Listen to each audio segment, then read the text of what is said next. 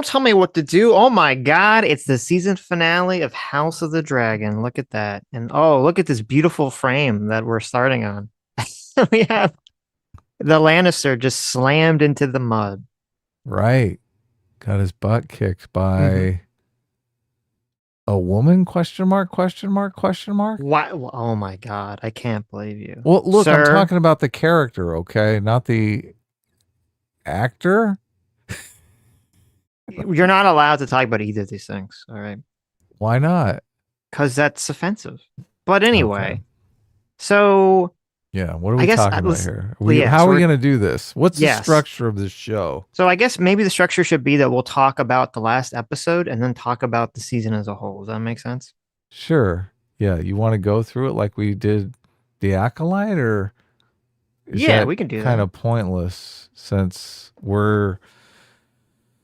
we've had a whole season? Well, we can go through like the broad strokes of the episode. How about that? Okay. So the episode begins with the Lannister character, who is I don't like this is so weird. Okay, and I guess we should talk about this from like a structural perspective. So this Lannister character from the beginning has always been portrayed as like weak and lame, which is fine, if you need a character to be that. So they have this whole side quest where he needs to go get a bunch of ships to go help, his side in the conflict in the war. And it's just so boring and stupid and not funny because it's not like what is there's nothing for us, the audience, to take away from any of these scenes except for the fact that he will eventually get the ships, right? Yeah, we know that, obviously. Yeah, he doesn't change as a character. He's not doing anything interesting. He's not doing anything fun. It's just like the show just keeps saying like, look, this guy's lame. Look, this guy's lame. It's like, okay, I get it. Like he's lame. All right, well, like I don't need this reinforced a million times for like 30 minutes of a show. Normally, when they use dramatic irony, like we know the outcome of the plot, it's because it's like something horrible. Like we know this character ultimately dies. Like obviously in Pulp Fiction, we know John Travolta's character ultimately dies, right? Spoiler. Oh my God. I know. So, but when you go back, when you go back in time, you're kind of like that you have that dramatic irony. Here, Mhm. it's like, okay, we know this character wins, right? We ultimately know he gets a ship, so there's not Mhm. really anything that makes these scenes more interesting by knowing the outcome. You're right. It's completely boring. Yeah. Plus, this character ultimately there's like no setup. There's like no setup to make us like anything about this character. Like this character is just completely vanilla throughout the series. We barely see him interacting. And every time he interacts, it's like he is just a putz. Like, so why do we want to follow this character on this quest? We don't. That's the thing. There's nothing here for us. Nothing here Yeah. for us whatsoever. And so they keep coming back to this character. They're like, oh, these guys in Essos, they finally agree, like, we'll give you a bunch of ships. Um, if you give us the stepstones. And it's like, okay, this is kind of played up dramatically. We don't really understand the exact context of the drama. And then they're like, oh, but first, even though we already agreed to work with you, that's actually a lie because you need to convince the captain of all of our ships to agree with you. And then it's turns out that the captain of the ship is philosophy too. Okay. Yeah. I this whole thing, and this is where I hate to say it, but like the social justice activism kind of comes into play, because doesn't it feel like this whole quest is designed to introduce this really interesting character for modern audiences, right? This gender bending, ambiguous character. Mhm. Like, don't you feel like this whole thing was just set up for that purpose, for the activism purpose? I mean, Well, it's not interesting. None of this stuff is interesting at mhm. all. Yeah. No, you could be correct, and this is why it's like so weird. So much of this is this setup, I guess, that make none of these scenes make any sense except you're right, to be a setup for Philosophy Tube's character to enter the show. And it's like, okay, the character's supposed to be a a badass female pirate captain that runs a bunch of ships. Right. Now, let me ask you a question. Now, I don't know. Maybe I'm overthinking this, but is it kind of like weird? First of all, it is weird and lame and obnoxious that the show feels compelled that like we need to shove in a badass female pirate captain like randomly out of nowhere and then waste a bunch of time like setting this character up. In the And by the way, finale, that we're supposed to be right. seeing dragons fight. Yeah, this is a season finale. And they're like, let's introduce this new character that is like we've never seen, we don't care about. It's like completely shoehorned in here. Okay. But then on top of that, it's like not only is supposed to be a badass pirate captain, but it's like they're trans. So it's like, okay, well, are they supposed to be trans in the show? Or is it just supposed to be a trans actor playing a woman? Like it's unclear as to what's going on, and then it gets even more unclear because later in the episode, there's a part where like Philosophy Tube is like, "Hey, I like you. I want you to give me children." You're like, "Oh, I guess they're a woman and they want like to be fucked by them." And then the next line is, "I want you to fuck my wives." And I was like, "What? Wait, so wait, what is happening? Like, what am I supposed to be taking away from this? I guess is it like maybe they're still a woman and they have a bunch of wives and they're lesbian, but they want kids, but they don't want to be pregnant? Like, what am I supposed to be thinking here?" Yeah, the show makes it completely ambiguous as to the gender of this character, Yes. which I mean, I'm supposed to be watching like a show about dragons and warriors, right? Fighting for power. Why is this stuff in here, Sitch? I, I mean, it just if it does feel to just be shoehorning in some sort of the message thing because it's I don't know, it's just completely detracts from the whole story. It's not like they're trying to do like, oh, here's a specific trans character or something in the Game of Thrones universe. It's just very confusing, very distracting. And Right, the big way, and it's so stupid because when they introduce this character, if you didn't see this episode, the way they introduce Philosophy Tube's characters are like, okay, you have to convince Philosophy Tube to sail with you. And he's like, oh, how do I do that? And Philosophy Tube is like, well, you need to beat me in the competition. And you're like, well, what kind of competition? And then it cuts to mud wrestling. And right. I'm like, wait a minute, like what? Like mud wrestling, that thing that's supposed to be like two women doing and is supposed to be sexualized and demeaning to women. So the messaging is all over the fucking place as to like what is even supposed to be happening here in terms of progressive messaging is confusing. And then after their mud wrestling, like literally the Lannister guy, he just gets like one like punch on Philosophy Tube. Philosophy Tube's like, "Oh, you got one punch on me. Like I'm so hot for you now." Even though he sucks for like the entire fight. Yeah, it's super unclear. It's not a cool fight. It's not even really like a fight to the death, or I mean, there's really no stakes in the fight whatsoever. It's like, okay, you're just going to get the shit beat out of you. Like the rules are very unclear for this engagement. And then suddenly, which, obviously that makes a scene kind of boring if you don't really know, well, Hmm. what's the goal here? When's this scene over? What's the turn in the scene, right? Right. So he does get one over on her, obviously punches her in the face. She starts bleeding. And then all of a sudden, oh, that's good. It's all, you succeeded. Like, what did he actually do to succeed? He Like, punched her. he hit you hard enough that you say it's over. I mean, what are the rules of this Yeah, are you fight? a pussy? Right. Like what's going I thought it was supposed to like yeah, you're supposed to win something here. Yeah. How am I supposed to engage with this story if I don't even know, well, if I'm introduced to this competition, what will I do to win? Right. Who Right, right. knows? It's a complete mystery. Yeah, so they're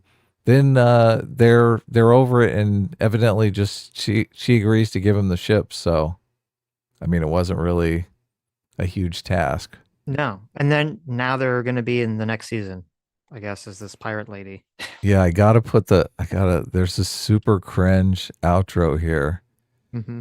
where it's like they're a Like on the couple boat. now.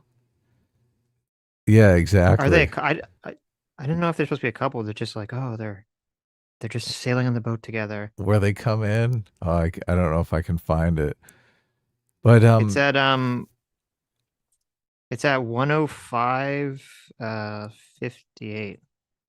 oh, it is. Oh, okay. Talking about where like the two faces come into the frame. Yeah, yeah, yeah.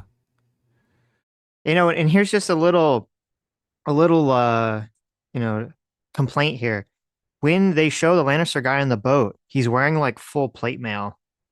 And I'm like, why is he wearing full plate mail on a boat when he's not expecting battle? Like if you fall overboard, you just die because you can't swim. But they just want to have the visual aesthetic, I guess. Oh, here it is. You must have a different time code than me. So Maybe. he's standing here. This character who's a complete dope. Like Yes. how he got the ships is just. I mean, it wasn't even. It's a weird and confusing, uninteresting task. Like I can't even tell you what he did to get the ships. Hmm. So, but then he's got this other character who, I mean, what am I supposed to think here, Sitch? It's like, does this character want him to be her or his sex slave? Who Like, knows? We don't it's know. completely ambiguous. Right. Yeah. I guess maybe the thing is there might be thinking most people do not know that Philosophy Tube is trans, so they don't know the actor is trans. They're just perceiving this actor as a woman and playing a woman, Hmm. but it doesn't read to me at all like that. Like No, no. this is like a non-binary character, Right, right. if anything. So you're basically in the show trying to figure out, what are the sexual dynamics of this Right, scene here? right. Well, anyway, and then the next scene is pretty strange too. You have the sequence where Aegon is like lying in bed and he's all burned and messed up. And Strong comes in and he's like, "Oh, we need to leave King's Landing because you have two things. Either Rhaenyra is going to come with all her extra dragons and like murder you, or your brother is going to come murder you, right?" And I'm like, "Okay, Mhm. that's fine." Like, but there's this really weird back and forth between the two of them where Aegon is like, "Oh, what's the point of leaving? Like, I'm a cripple and my dick exploded in fire." I'm like, Right. "What?" Like, would would anyone say those words in real life if they were like horribly burned and they lost their genitals? Would they be like, "Oh yeah, my dick exploded like a sausage"? Like, I just feel like that's not something you'd ever say.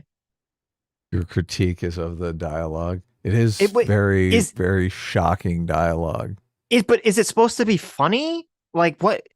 Like I found the scene. It's like he literally says, he's like, "Oh yeah, Yeah, it my dick got exploded burned like a off." sausage. Yeah, like and Strong is like, "We got to get out of here. Like these other people coming to kill you." And he's like, "Did you know my dick exploded?" And he's like, I said we got to leave. We're gonna die. It exploded like a sausage." It's like, "Wait, what are you talking about? We gotta go." Like, the fuck. Yeah, so one of my biggest critiques is just this. This is not really a season finale. All of this No, stuff seemed like, slow walking the actual story. this whole season has been slow walking. Yeah, they could have been building up to a more potent finale. There was one episode that was pretty good where they had the dragons fighting. I think it might have been episode 3 or 4. Hmm. So you're going into this thinking, okay, well, there's going to be a big dragon battle, exactly like they set up in season 3, and none of that plays out, which is the biggest disappointment whatsoever. And then they swap that out, dramatic action of dragons fighting, for this gender bending side quest. Yes, yeah. Well, Yeah, the problem with the season overall is that every episode there's like one thing that happens, and the entire rest of the episode is just filler. Essentially, there'll be like one thing that's actually moves the plot forward in an hour-long episode. The rest is just filler, and it's because even though I mean, like in the first season, they did much better at like not seeming like filler because what they've done here, and this is the problem, you have one book, they're trying to stretch one book into 3 seasons. And so which I guess you can do, but it's a little difficult because a season should have a sort of, you want each episode in each season to feel like like a chapter concluding to a story, right?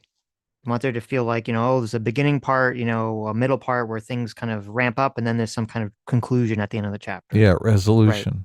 Yeah, but not like a complete resolution because that's not going to happen until the end of the series. But you're going to have like this sort of up and down effect. Yeah. And they in the first season, I think they, even though I thought the first season wasn't great, I still feel like they were able to accomplish that, and they were a lot better at filling out each episode and stretching it out. This season, from the beginning of the season, it does not feel that way. It feels like they've just done like a really piss poor job at being able to fill out all these episodes, just drag it out, have a lot of character interactions that go nowhere or don't mean anything. Like this entire season, okay, you have Matt Smith's character um was a what's the Daemon, right? You have Daemon Targaryen, who he goes to Harrenhal, okay? And when he's in Harrenhal he gets in a spat with Rhaenyra. They get all mad at each other because his plan to try to kill Eye Patch Targaryen didn't work and just made the entire realm hate him. Which I'm like, okay, that's fine. Like his plan was stupid, and there's going to be conflict, as a result of that. That's fine. So he like has a mini fight with Rhaenyra. He flies away to Harrenhal and decides that he's going to become king himself. Right? He's going to raise all these armies himself. And then I for mean, like the that's not next, even really clear. It's not really explicit. That was one of my big problems with it. what Like was kind of, it's I kind of like guess, yeah. nebulous. It's like, do you want to be king or not? He kind of hints at it, but he doesn't really say, I'm going to do this. Right, right, right. It is sort of like maybe will he, won't he? I interpreted it like that he was going to, or he was leaning in the direction of doing this That's not action. really, I mean, engaging Mhm. though, obviously. Well, Like a, a, it a trying to make a decision whether or not you're going to be king is not as engaging as I'm going to be king and fuck over Rhaenyra, right? That's no, a it you story. you're exactly correct. Like it should have been like one episode about his character change, and then the next episode he's like, or at the end of that episode he's He's like, okay, plotting and scheming, I'm exactly. plotting and scheming now. I'm going to be king, right? But they But can't do it because they want to follow the book, but they're stretching it out. So they know it has to end with him not doing that, at it least at still this. can. I guess, but it's just like, you're like, it feels like if you're going to diverge from the book material, then just diverge from it, right? They always try to do this, like having their cake and eat it too. Same thing, this exact same thing that happened in Game of Thrones, where they cut out a bunch of main characters and then they merged a bunch of main character storylines, and you get stuff that didn't make sense. Like when Littlefinger gives Sansa to Ramsay, and you're like, that's retarded. He would never do that. And the only reason they did that was because in the book, there's a character that doesn't exist in the show that happened to. So they merged Sansa into that plot line. But by doing that, the story doesn't make sense anymore. It starts to fall apart. And Right. so you have this character. So you have Aemon, or I'm sorry, you have Daemon Targaryen, he's like spending like 4 or 5 episodes wandering around this fucking castle, trying to decide whether he's gonna turn on Rhaenyra or not. And you're like, okay, this is so boring. It's so stupid. And he keeps hallucinating these like weird visions, and you're like, why? Why the fuck is he having all these weird hallucinations? It's like, oh, well, Harrenhal is like cursed and there's like a weirwood tree. And I'm like, okay, well, why is the weirwood tree sending him these visions? Like in the original Game of Thrones, the weirwood tree was like sending people visions because Bloodraven was like up in the north and he was like manipulating people. And I'm like, okay, this all happens before Bloodraven even exists. So I don't know who the fuck is sending anyone Isn't visions whatsoever. And for what fucking hilarious. purpose are the children of the forest sending Daemon Targaryen visions? For what? Like, I'm like, okay, that could be interesting if there was a reason for it that made any sense. I don't know what the children's motivation is for. And then so he decides he's gonna turn against Rhaenyra. And at the end of the episode, and the end of this character arc that he's been going through this entire season, all that reverses because the lady at Harrenhal is like, listen, I want you to touch the weirwood tree. When you touch the weirwood tree, you're gonna see a vision. And he touches it. Oh, first of all, there's like before he touches it, there's like a weird deer person that I don't know what the fuck that was supposed to represent. like there's like a Baratheon stag person. I don't know what that was supposed to mean, but okay. So he touches the weirwood and he sees visions of Bloodraven, which I don't know where the fuck, how or who's sending him visions of the future of Bloodraven. I don't know who the fuck's doing that whatsoever. Number one, because Bloodraven's not even existing currently in the show. Well, they do. Then The he then flashback has a bunch of scenes from Game of Thrones, which is supposed to just make you super happy because you remember season 8 of Game of Thrones, how bad it sucked, how bad it ended. I mean, I don't necessarily know why they're throwing that stuff in there. right, yeah. Well, they show Daenerys. They show Daenerys's back when she has the dragon's like birth thing, and then Right. it's like, and then they show you, White Walkers and season 8 stuff, and it's supposed to be like, oh, like I guess now Daemon has seen the future and he's seen sort of everything that's supposed to happen in Game of Thrones, and so he realizes that he should go along with Rhaenyra, which first of all, from like a That character makes no perspective, sense. Yeah. well, even before we get into the whether it makes sense or not, just let's assume for a second it made sense. From a character perspective, it would be utterly retarded, in my opinion, to have a character who's like going on a whole character arc for an entire season, and then that reverses on a like in the span of 20 seconds because someone just shows them a vision of the future, Yeah, that's right? terrible. It's horrible writing. It's like the opposite of character. It's kind of like an opposite of free will.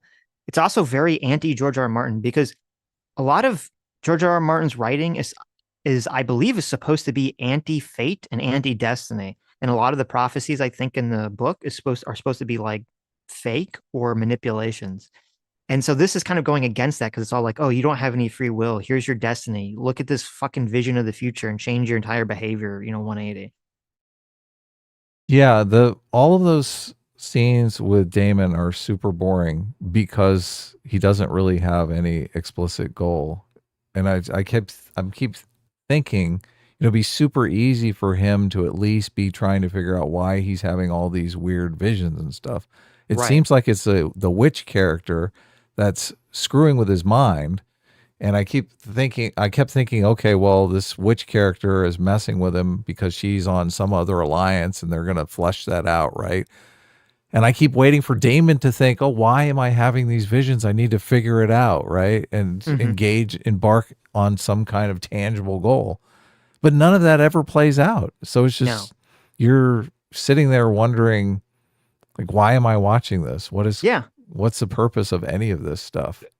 There's a movie I like a lot, which is Black Swan. Okay. Yeah. And you've seen that, right? No. Or not Black Swan. It's the one with the dancer lady. Black Swan. Isn't That no is wait, Black isn't it Black? Swan. It is Black Yeah. Swan. You never seen Black Swan? No, I've never seen it, Oh, even though I think it won an Natalie Academy Portman Award and movie. stuff. Yeah, She's like Natalie a Portman. yeah, she's a dancer, and it's I like it. It's a Darren Aronofsky film, one of the few ones I actually like. And it's like basically it's about her like descending into madness, essentially. And Right. so she's like starts hallucinating all these other things.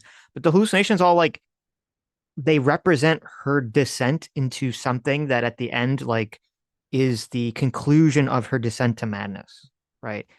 Like this is you're completely correct. You have Damon seeing all these hallucinations, he's seeing all these visions. We don't know why he's seeing these visions.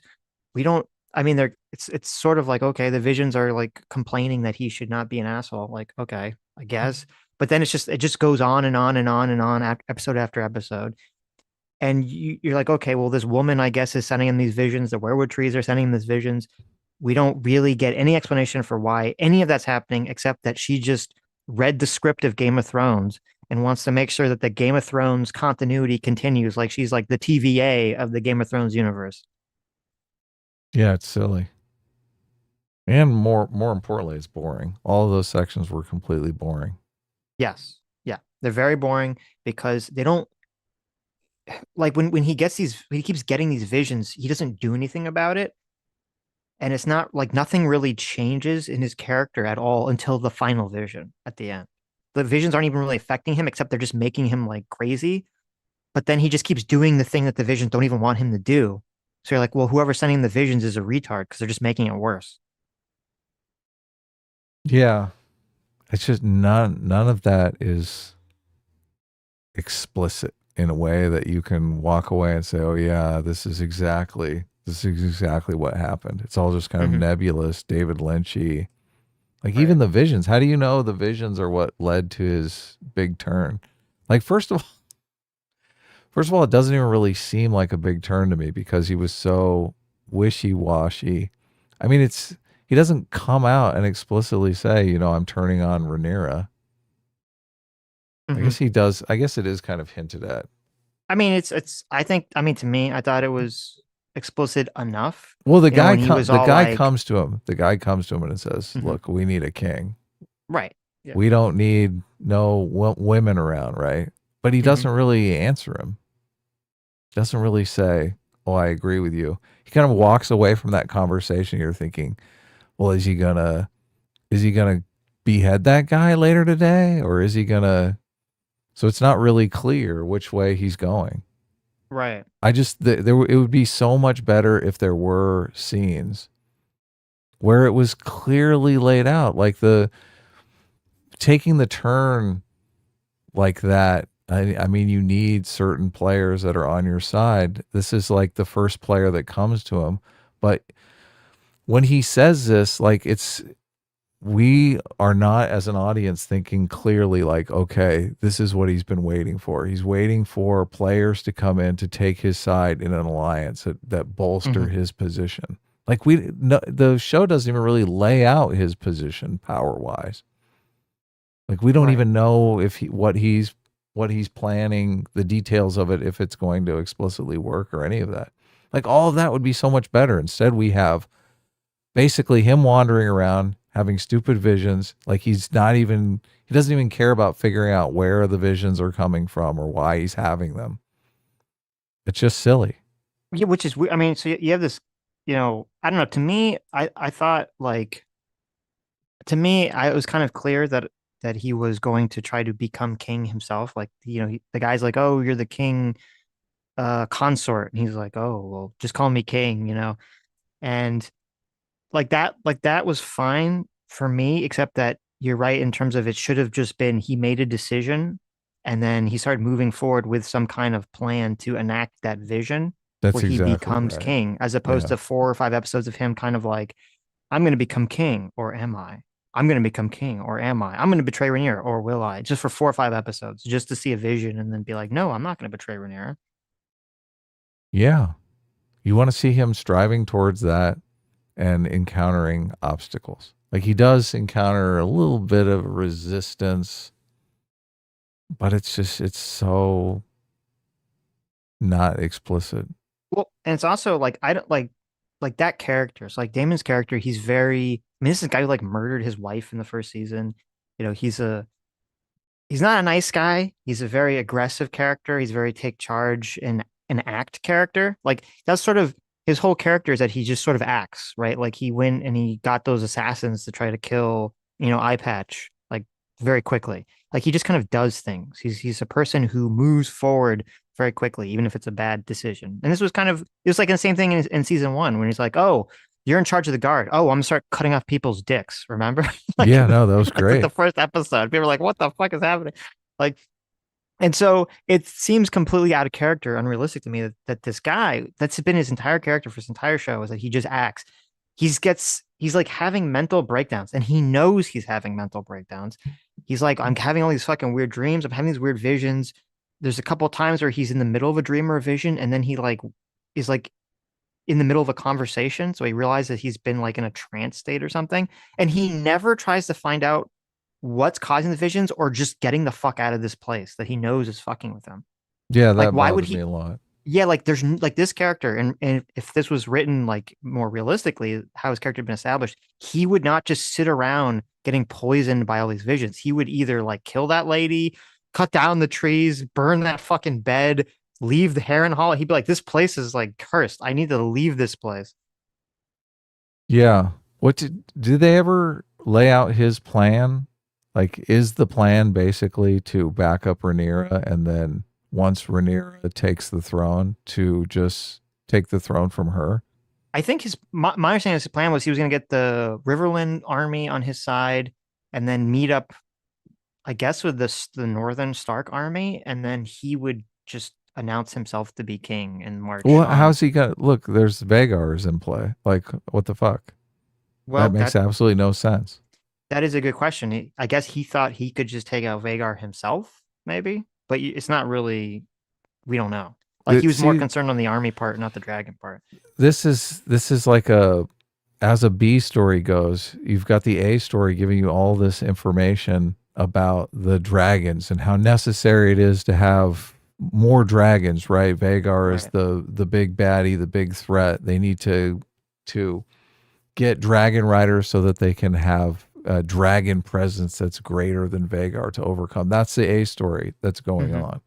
So if his and this is why it's so wishy-washy on what he actually wants, because that A story is setting up a way that it just makes it anything he's going for impossible to do unless he's planning on backing Rhaenyra until the throne is taken and then taking it from her. But all of that like planning and scheming would be 10 times more interesting than just him walking around having these crazy visions and not really trying to solve why he's having them. Well, and I guess because I'm thinking like if he turned on Rhaenyra, like the show has him turn on Rhaenyra, like she'd be totally fucked. Um, except I guess, I mean, maybe what they should have done was he's turning on Rhaenyra with the army. She knows it. That's why she kind of rushes out and gets all the people that have like a drop of Targaryen bastard blood in them because she thinks that the only way that she can like maintain her rule is with dragon presence. Like, because Daemon's going to have the army. So she needs the dragons to Yeah. essentially reestablish dominance. And that would have kind of added a greater sense of weight and conflict and energy to her mad dash to scramble to get dragon riders. And then, that could have been something to kind of um, convince or to force Daemon back into the fold, maybe. Yeah. She comes in not knowing if he is on her side or not. And that scene just plays out completely weird. Like, how does she have all this information? Well, her whole character this season has been so, I feel like just beat to like so bastardized, so beaten down. Like she doesn't do anything cool or interesting or really she does very like except for finally deciding to basically sacrifice 100 people to find the two people that can find that can ride the dragons. That's like that like the only thing she does in this whole season that has like any impact on the story, except like it seems like every episode it's her in the small council meeting. Her small council meeting is like, "Hey, Rhaenyra, you got to go like do something." And she's like, "No, I'm not going to do anything." And you're like, "Oh, I mean, I thought you're in the middle of a war. Like, what's happening here?" I thought the enlisting lowborn as dragon riders was an interesting storyline and probably the most interesting storyline in the season because it did expand the lore a bit. Right. Obviously, like you've read the books, I haven't read the books. So just as a casual House of the Dragon, Game of Thrones fan, just I've only seen the series. It was interesting because it became a like a challenge to overcome. You could see steps. You could wonder like what different direction, what different strategies she was going to try to overcome this. It really bugged me that the one dragons hunted down the one guy and kind of basically like begged him to be his rider.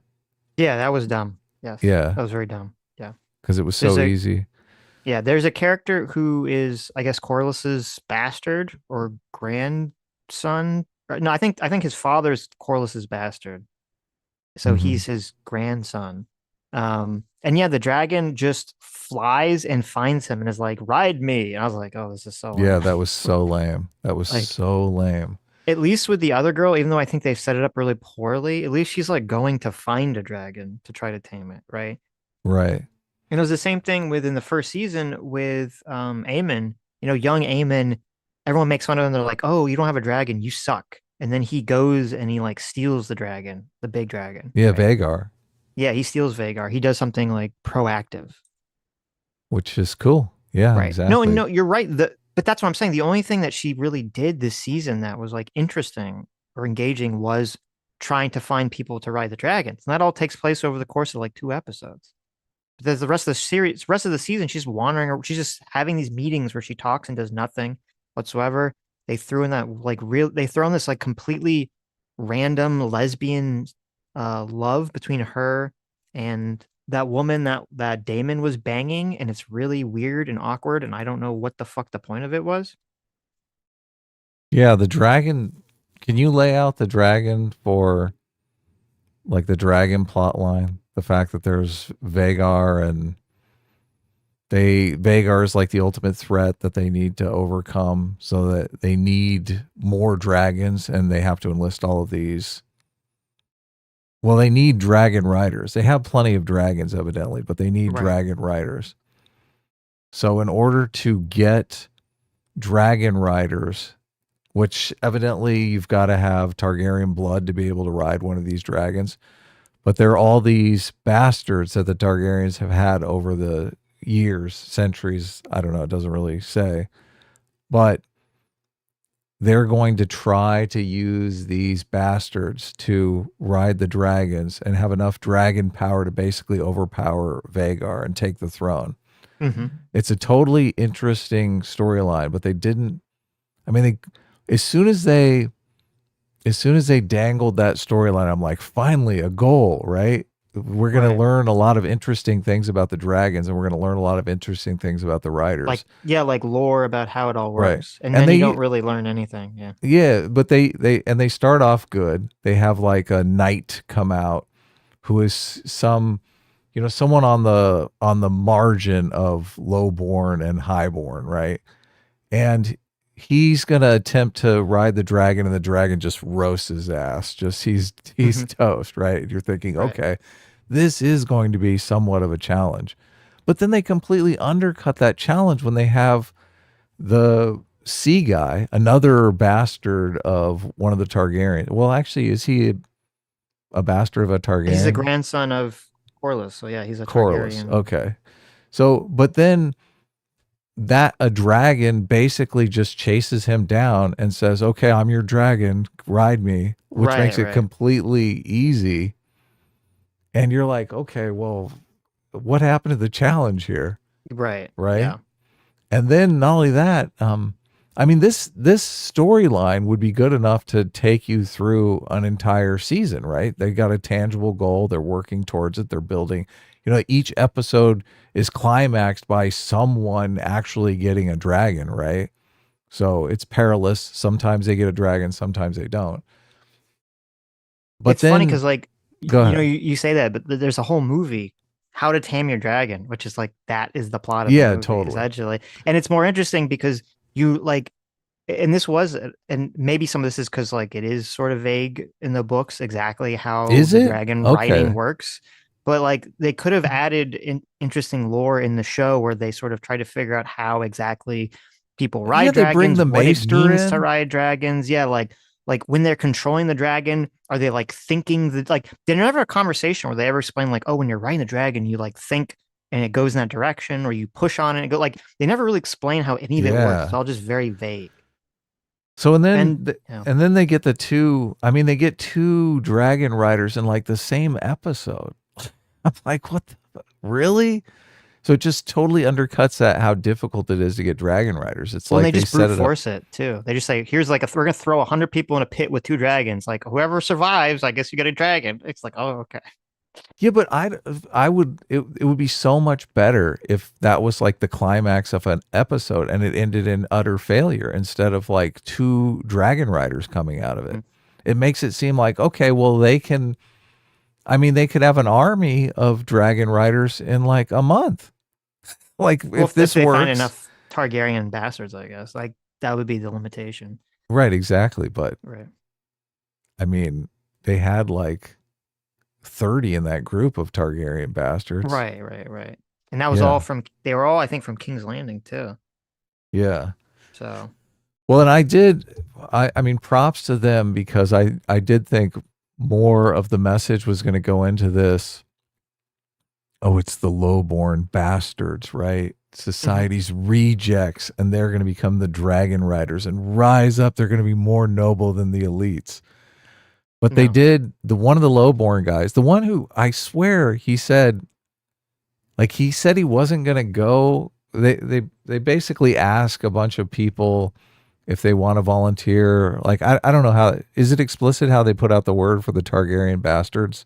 Like you don't really see a guy like hammering up a wanted poster for There was Targaryen. they told some lady to like go to King's Spread the Landing and word, just yeah. spread the word, and it Right. which seems So silly when they're like at war and they're supposed to be some kind of like people couldn't even get food into the city because there was like such strict ability to like control what gets in and out of the city, but they just wander in. They're like, "Hey guys, the enemy of the city are looking for Targaryens." Like, well look, in the real Game of Thrones universe, if Mhm. you're a Targaryen bastard and you think they're looking for Targaryen bastards, you think, well, they're gonna fucking kill me, right? Like Well, that's the thing too. that's Yeah, what they why would you trust the whole yeah. So process I'm like, anyway? how Yeah. like getting people to come forward could be an completely it could be a story beat, right? Nobody wants Right, to come right. forward because they're all afraid we're going to kill them. So it's And they have to actually do something. difficult to Yeah, find the right. Targaryen bastards rather than You're right. just Yeah, 30 of them sign up like, oh yeah, I'm a Targaryen bastard. Let me come right. forward. What do you guys need? And Right. And also the Rhaenyra has fact to come up with that some plan that like makes her seem smart or interesting to figure out how to get these people to come forward. yes, exactly. And also just the whole acquisition of dragon riders. I mean, there has to be some sort of secrecy there, right? They can't just let people know that's what they're doing.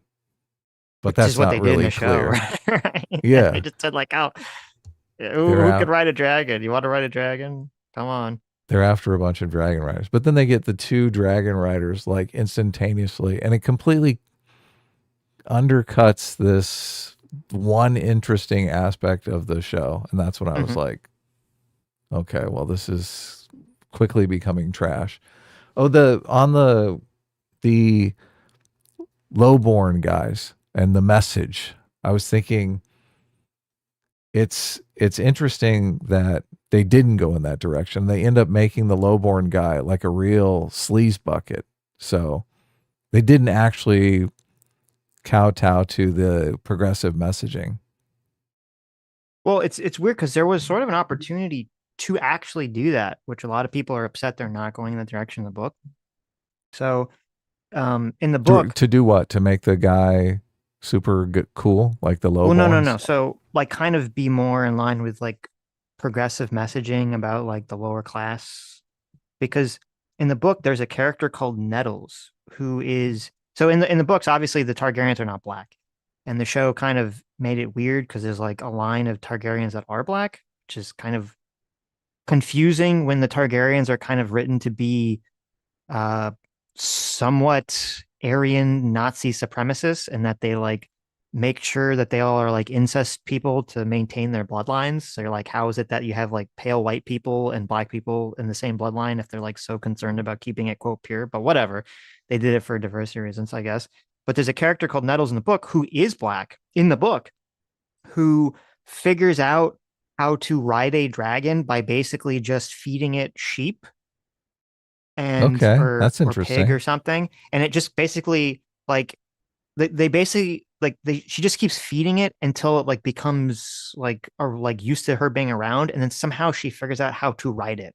And it's kind of like an interesting thing because before everyone thinks, oh, you have to be like a Targaryen, you have to have this kind of like magical bloodline to do it, and then she just like seems to be a random fucking person who figures out how to ride a dragon, Yeah. which is kind of like a cool thing and a different thing. And you think they want to include in the show, but instead they took out this Nettles character, and it looks like they're having um it's Daemon's daughter who's going to replace Nettles, who is Daemon's daughter, so obviously, has She has Targaryen blood, Targaryen blood, yeah. right? Who's going to go and ride Sheep Stealer.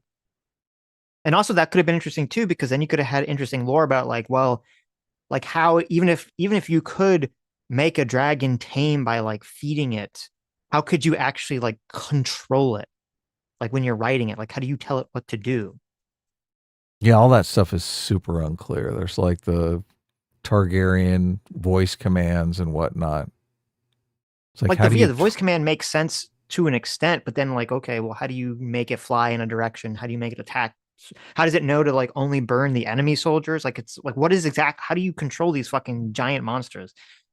well, it makes no sense in that they just got the dragon riders like last night and they Right. just tell them, "Oh yeah, these voice commands work on all dragons." It's like, what? How is that possible? Like, there's no training process Well, I think to it's supposed to teach be in the that voice commands. I think they didn't really explain it. I think it's that for things, two things. Number one, that the little trainer people with the big sticks have like been training them to respond to the voice commands, I guess. And also because these dragons are all really old, so they've all been ridden by other people in the Oh, I past. got you. That makes So they're sense. like passing Yeah, down the voice commands.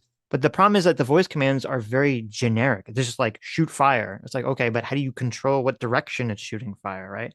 right. Unless they wanted to do a thing. Like I feel like there's either two directions you could go with the dragons. Either A, you have it like there's a psychic link. They kind of explain in a obviously they won't use the word psychic, but they kind of explain through the logic or the words of Game of Thrones how they control it.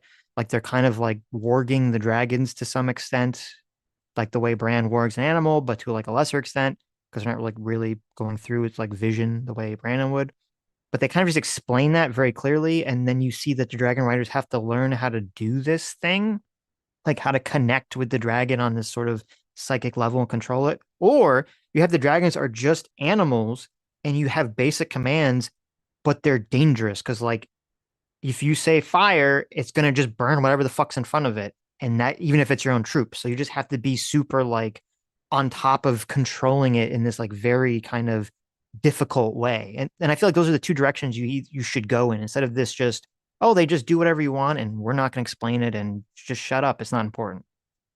All that would be so much more interesting than Daemon walking around some old castle having creepy visions that make Right. absolutely no sense and don't lead to anything whatsoever.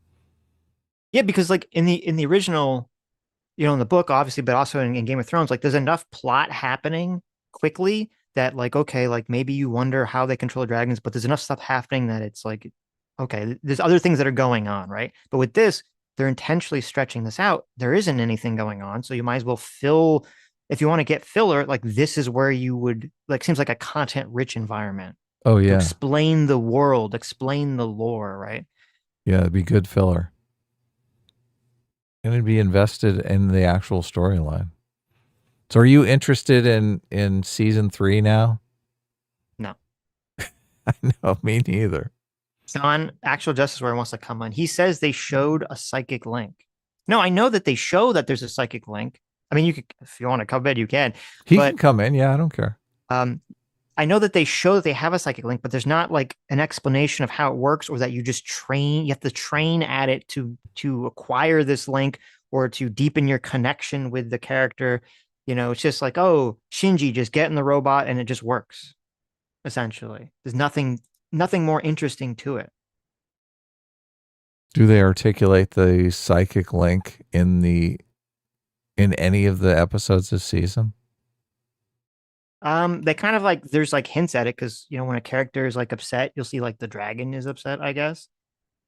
But This is a key to story writing, especially like if you've got a lot of boring filler where people are half paying attention because it's so boring. Like, why do I really need to pay attention to Damon just wandering around this crusty old castle having visions? None of the visions are amounting to anything. No, the story's not moving forward in any tangible way.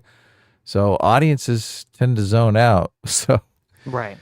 if you've got something where people are actively engaged, things are going on, everyone's paying great attention to what's happening, you can say something once and everyone's like, "Oh, that's a piece of information I was waiting for, right? Oh, thank Hmm. goodness, I finally got it.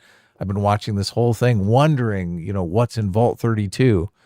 So, but in this, like where there's a lot of boringness, if there is important information, a lot of times you have to say it a few times in a few different ways so that people can get it because they're not really, no one's You're not really paying attention. engaged. Yeah, exactly. To the point where they're going to pick up that there's a psychic link between them. Like you need like two or three characters to say, "Oh yeah, the psychic link. Remember that Right. psychic link?"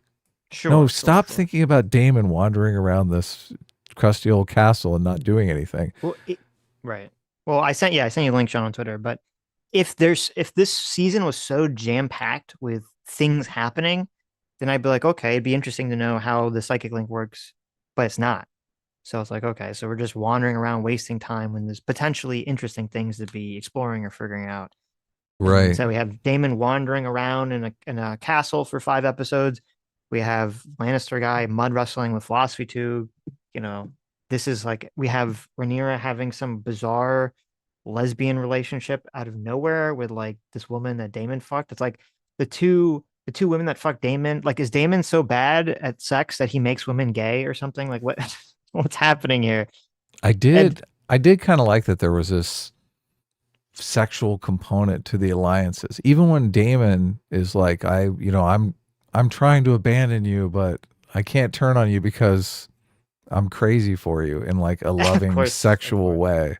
Uh-huh. I thought that was interesting, but Hmm. I wonder if Oh, they're but going to carry that into the philosophy tube storyline. I bet they are. I hope not. The that scene between Rhaenyra and the chick that they kept pairing her with for no reason, that they like had the weird lesbian kiss. Apparently, that wasn't even in the script or wasn't originally supposed to be Yeah, there. you said that. The actresses just ad libbed it, and it's like, well, why is like that doesn't make any sense, That kind of takes away from the idea that it's an interesting theme. right? All of these alliances. It bothered me too in the episode where they had the huge dragon fight. That who's the woman that dies in that? What's her name?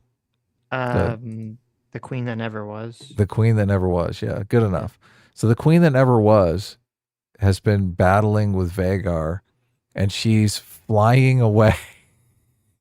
And the way that they shoot this, it's so bad because you're watching and she's basically flying towards this castle and you're going, why the fuck is she flying towards that castle, which is easily big enough to hide a giant dragon? Like, right. shouldn't you be like turning away, maybe giving that castle a wide berth? You don't really know where Vagar is. So it's just, I she mean, he's a does this giant thing. dragon. If he's not in the sky, there's only one other place it could be, right? Like, Yeah, hiding behind that giant castle. It's so obvious. But so it's she does this incredibly stupid thing like right before she dies. We're supposed to like this character. I don't see why they couldn't have just shot that differently. So she didn't like basically just fly into Vagar's mouth. You're going, oh, okay, well, she kind of had it coming since she wasn't really paying attention to what was going on. It was well, just silly. I mhm. if we're supposed to really feel something when that character dies, and I think it completely undercut her death. Like you're seeing her fall to her death, and you're supposed to be feeling, oh my god, she did everything she could to save the realm, and you're thinking, well, if you just would have stayed away from that castle, you dumbass, you'd be Well, alive right now. I never liked Rhaenyra, the queen who never was his character, because if you remember in the first season, there's like this really retarded scene where they're crowning Aegon, Oh yeah, and then her dragon like breaks into the dragon pit and starts like walking all over the people that are there and just yep, killing yep. everyone. And then she walks up on her dragon right to Aegon, and instead of just killing him and preventing the war, she just flies away from she's like, "Oh, I'm a badass. Let me walk up with my dragon." And then she just flies away and you're like, "Oh, okay." She's That just a was fucking a retard, I that guess. was a dumb move too. Yeah. See, that's why she was the never was queen, because she just does dumb shit. Characters like that, I mean, that episode was kind of a turning point in the first that was in the first season, That right? was in the first season, yeah. Yeah. That was the season finale of the first season. Yeah. Which I get again another weak season finale because of that little I mishap. made Am I hearable? Did I make it? You made it. You are. Hello. I What's made up? it. All right, all right. So first of all, they do establish the psychic connection, and Viserys pretty much explains it in the first season. He says the greatest myth about the Targaryens is that they actually control the dragons. Like, Hmm. and then that's the setup for later on when this guy tries to not have Vagar kill that little boy, but then the dragon just does whatever. Both of them kind of do whatever You when they're couldn't have a flying. little flashback though in season I mean They season don't 1 was really like use 2 flashback. years ago. It'd They be a don't really flash use forward because flashbacks it's the future. So you need in another character to explain that line of dialogue from a different TV show. but you also have Daemon when he gets wounded when he's fighting the Triarchy, the dragon Hmm. feels the pain. Like they and the whole reason they can only have one dragon rider per dragon because it would make sense for Rhaenyra to pick the second biggest dragon, but she already bonded with one, so she can't do that. Right. No, no, no. I know that they've established that the dragons like feel the writer's pain and there has to be some psychic connection. But like the example that you brought forward, which is a good one, which is, you know, Aemon is like he can't really control. It's like, well, why? Why can't he really control? What does that mean? Is there a Be- way to like deepen your control? Like the show should like when the dragon bastard seeds are chosen, they should have to work on that to control the dragon, not just like get on top of him and go like, "Woo, I'm king of the world." Well, they were telling them that they have to do these like lessons or whatever to learn. Like the dumbest thing is that the commands are the same as Daenerys's commands, which is just the Valyrian word for fire, which doesn't Right. make any fucking sense Well, and if because you're on top of a dragon, like it's can it hear you? Like when you're flying through the air super fast, you're like Dracarys! Like can it even hear your voice? but even then it does like even then it's just the reason Daenerys picks Dracarys and it's not in the show, it's in the book, is because she doesn't want the dragon to respond to a command that anybody else could Right, say exactly. Yeah. because they're like dogs. Right, right. So the fact that this is just the command because people in the audience are too dumb to know that, it doesn't Hmm. make any sense. But the problem with Daemon's storyline is that they completely undercut his character arc for the whole season. Right. Like he should have sworn his allegiance first, and then if you want to do the stupid vision where you're like, Song of Ice and Fire, here's the worst storyline from the original series that Hmm. arguably ruined the series. Like, ta-da! Like Well, that's yeah, but horrible. it's they just needed something to fill time for the season. So they chose Daemon wanders around a castle and gets weird visions for no reason for 5 episodes. And then at the end, he just decides because he saw a vision to swear his allegiance to Rhaenyra, Yeah, but and like that's it. his trials in Harrenhal should have led him to swear allegiance to Rhaenyra. Like he didn't need that final vision to do it.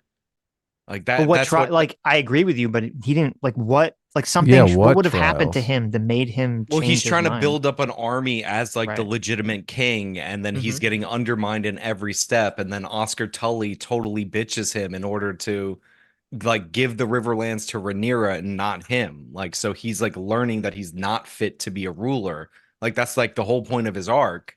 And then they totally like spoil it by giving him the final vision and it's like prophecy. Like there's no character choice Hmm. at all. And like his Right. whole the whole theme of George R. R. Martin is like character choice. Like, you Right. know, Jamie Lannister's the way he is because he had to choose to kill the king rather than have the city burn. Like he had to choose which vows he was going to honor.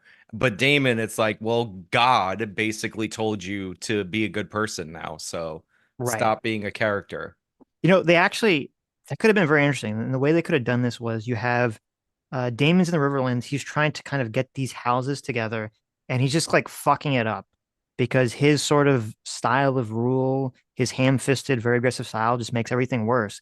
And that would be good if it's then contrasted with Rhaenyra doing something to show that like her leadership is actually like really good and competent. And Damon can see that. And then that's when he realizes that he's not fit to be like the leader. He's like, oh, Rhaenyra is like way better at ruling than I am. But that doesn't happen. He doesn't have any, there's no contrast shown in the show. Yeah, the biggest problem in the show is the source material Rhaenyra and Alicent, who they also made the other main character, don't do anything. Which Hmm. is why we're watching for like a long time. Right, right, Which is why we're right. watching Allison dick around and go swimming, and then they set up these Yeah, stupid meetings. And it's like they do meet eventually later on, but you just spoiled the meeting by having them meet 2 times. Like that scene where Rhaenyra goes and sneaks in is the dumbest scene in the show. It's like a season 8 level scene right, where she sneaks in and then she's like, I'll stab you if you yell out. But it's like this woman is devoted to her family. If she yells out and they kill Rhaenyra, the war's over. Her son is secure on the Iron Throne, and no soldiers died. Like, right, right. Yeah, why? Yeah, why didn't she just do that immediately? I mean, even Allison's reason for turning on her family as like, oh, my son talked to me in a way I didn't like, and he disempowered me. It's Hmm. like, It's it the show had the House of the Dragon has a very special power where they'll do an episode and it's really good for like 80% of the episode, and then the last scene or like a scene near the end will just ruin everything.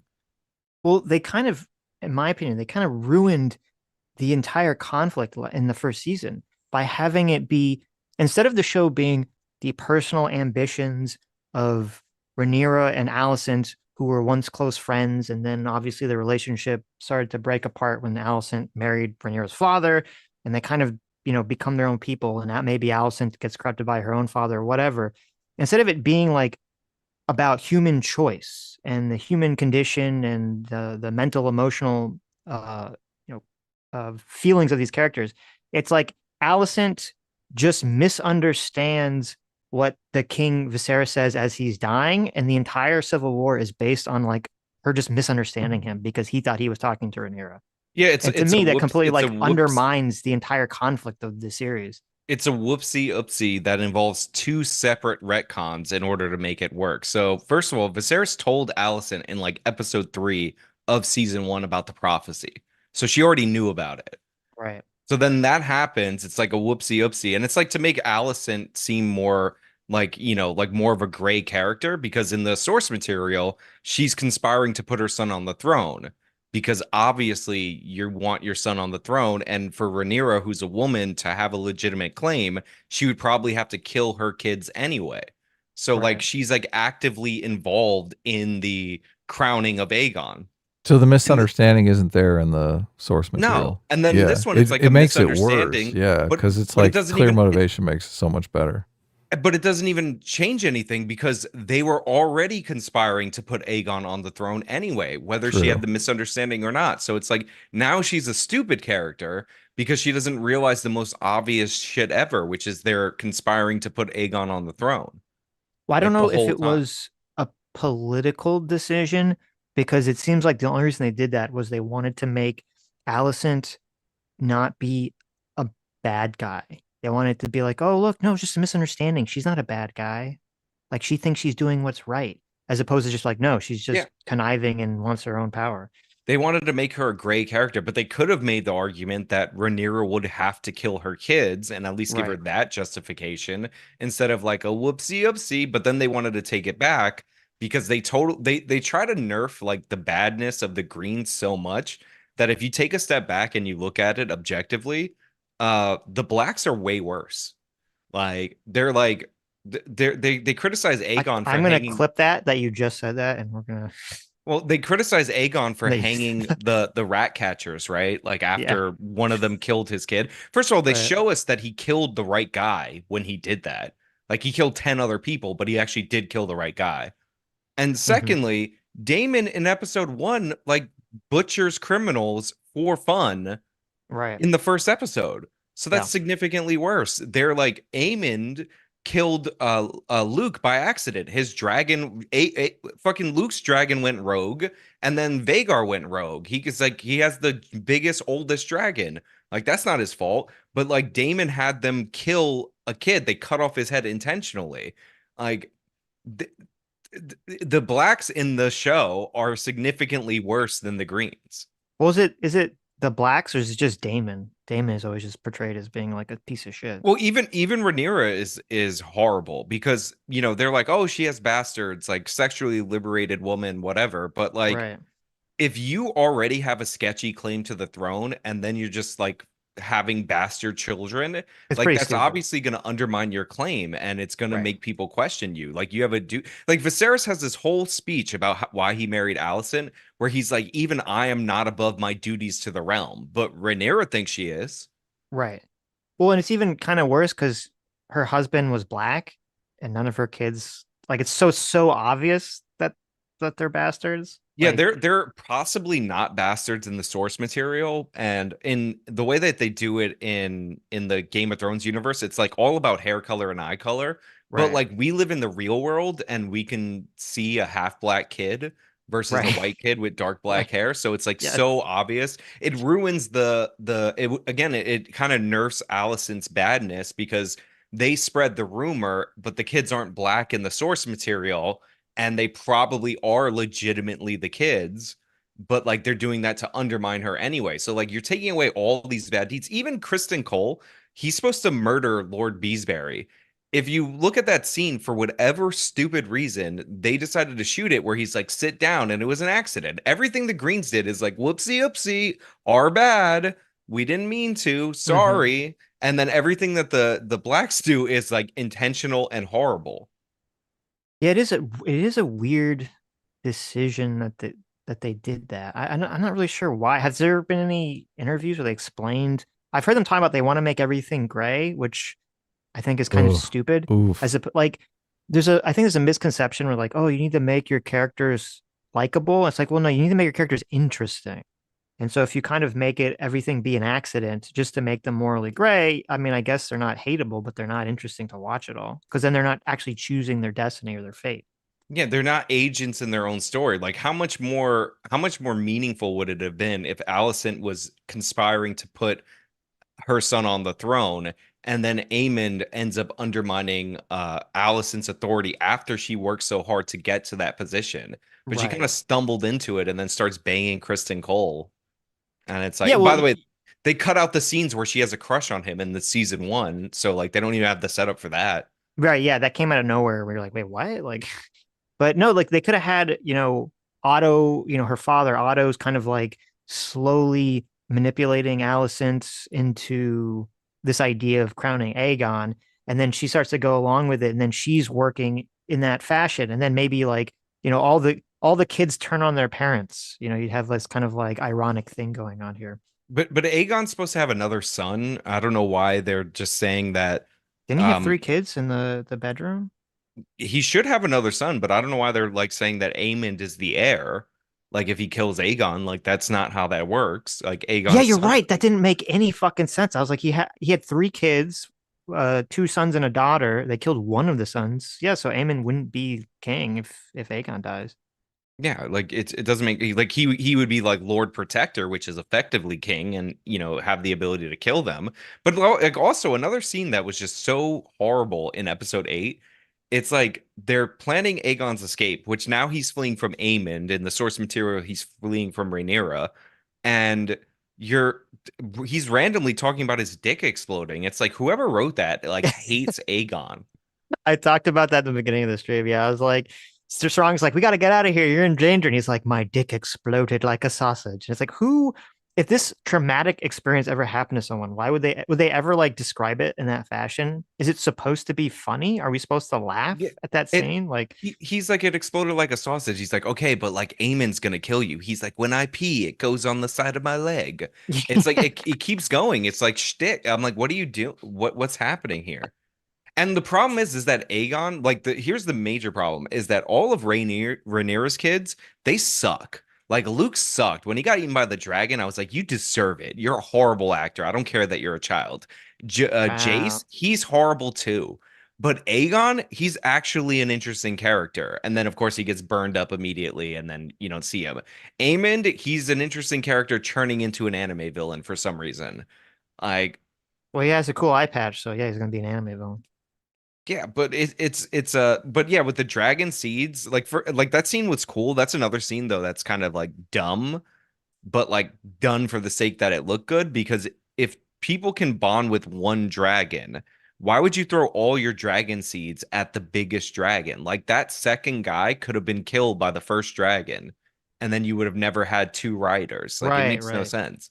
And by the way, the Targaryens not knowing, like they have those like priests that are like the fire sages from Avatar: The Last Airbender, all of a sudden, that are like the dragons are gods. You can't do this, like this will never work. It's not blood. It's like, like the Lord's intervention or whatever. Um, the reason they do incest is because it is blood. Right. Like they all know, they all should know that. Like they should know that this is a possibility that a bastard can ride a dragon. And I, Hmm. I I do like and appreciate though that they're setting up that the dumb guy is like the obvious betrayer when the other guy is clearly going to be the one who betrays Rhaenyra. Which one? Of the two dragon riders that they got from like the slums, they have the one guy that we've been seeing all season that's like, oh, I'm Daemon and Viserys's brother, and he's like the goofy one. Right. Like Yeah, they're saying you think they're setting him up to be the betrayer, but obviously it's gonna be the other guy.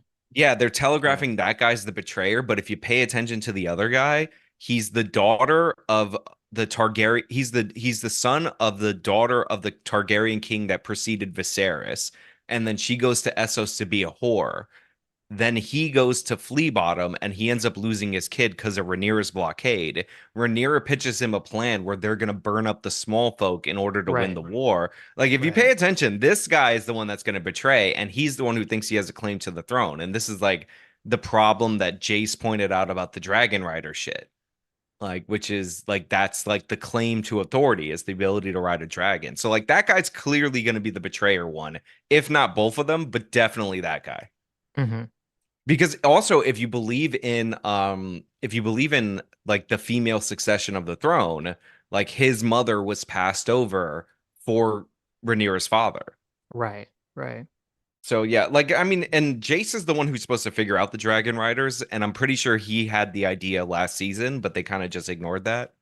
They Well, they they want rec to, they want to give Rhaenyra, she's like a strong, independent woman. So she has to come up. I mean, they had to give her something to come up with. they She didn't they do gave the anything this whore the season. idea, the Masara. Oh, that's right. The worst. That's right. What is it with Game of Thrones and having a whore character play a main character and also be the worst actress in the entire show? I mean, I didn't Like think the one from the Game of Thrones was that bad. You thought Tyrion's girlfriend was Tyrion's? horrible. They No, she was always have a okay. She was weird fine. accent. They're like totally out of place. I don't Well, understand. she was supposed to be out of place because she was supposed to be foreign. Yeah, but I mean, like they seem out of place in the series, just like that YouTuber person. I kind of was looking back at that first episode. I think, yeah, in the books she has three children, but I think in the show she only has two children, the boy and the girl. Because they Who? have that weird scene that's really stupid where Blood and Cheese are like, I don't know which one's a boy and which one's a girl. And instead of just checking, they like ask the mom to tell them, Yeah. which makes no sense. Well, Or, they're gonna cut off the head of a child, but they're not gonna look at their genitalia. That would be yeah, that's a step gross. too far. Yeah, I know, but they're not perverts. Okay. Yeah, but yeah, that's a dumb change. Like he should have the three kids. But Yeah. because now Aemond is like this antagonist, and Aemond, could have killed Aegon and taken the throne from him when Aegon was running away, like in that Yeah, but episode then last also season. it's not like now that Aegon's like infirmed or whatever. Um, I mean, why doesn't he just order someone to kill his brother? Yeah. Also, who told Aegon that his dragon? Well, he can't kill Aemond because he's the dragon rider for Vhagar, and they'll literally lose without Vhagar, I 100%. guess. I mean, do they have anyone else that's un? Did they have a Targaryen that's undragoned on that side? I don't think so because even their third child, who's in Old Town, they said he's taken to a dragon. Right, right. Well, that'd be an interesting thing to flesh out, though. Is like, oh, he really wants to kill his brother, but he can't because he needs the dragon. Because wasn't it in the books like Rhaenyra's side had way better dragon support, but the Greens had way bigger army, which it seems like that's not going to be the case in the last season. It seems like they're going to have In more dragons and a bigger army. in the book, Rhaenyra had the overwhelming advantage, and then like she stumbles through the war because Kristen Cole proves to be a good military mind, which we actually see when he like takes all the Crownlands houses, and Right, then he marches on the final castle, and it's like a surprise dragon attack. right, But like they had the overwhelming advantage because they have the Vale, the Riverlands, the North. Like they have more great houses, and it's weird that we don't see the Baratheons at all. By the way, when like they participated in the murder of Rhaenyra's kid, like hmm. we didn't hear anything from them. The Lannisters are dicking around. There was a Baratheon. There was the deer guy in Daemon's vision for no reason. Yeah, but I'm saying we heard the Baratheons in the Nah, last I'm just season. joking. Like, you Right. know what I mean? Like, but they haven't done anything in this one. Like, there's the Hmm. Stormland should be there. Right, right.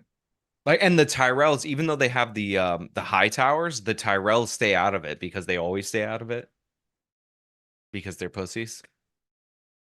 That is true.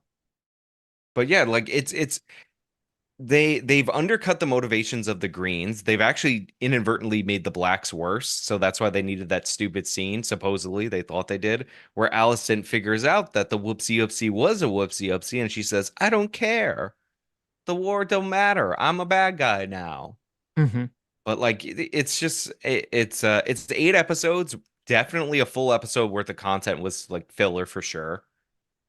Like and yeah, Damon like is not a character anymore. He's now inspired by God. And they literally carved George R. R. Martin's face into that tree.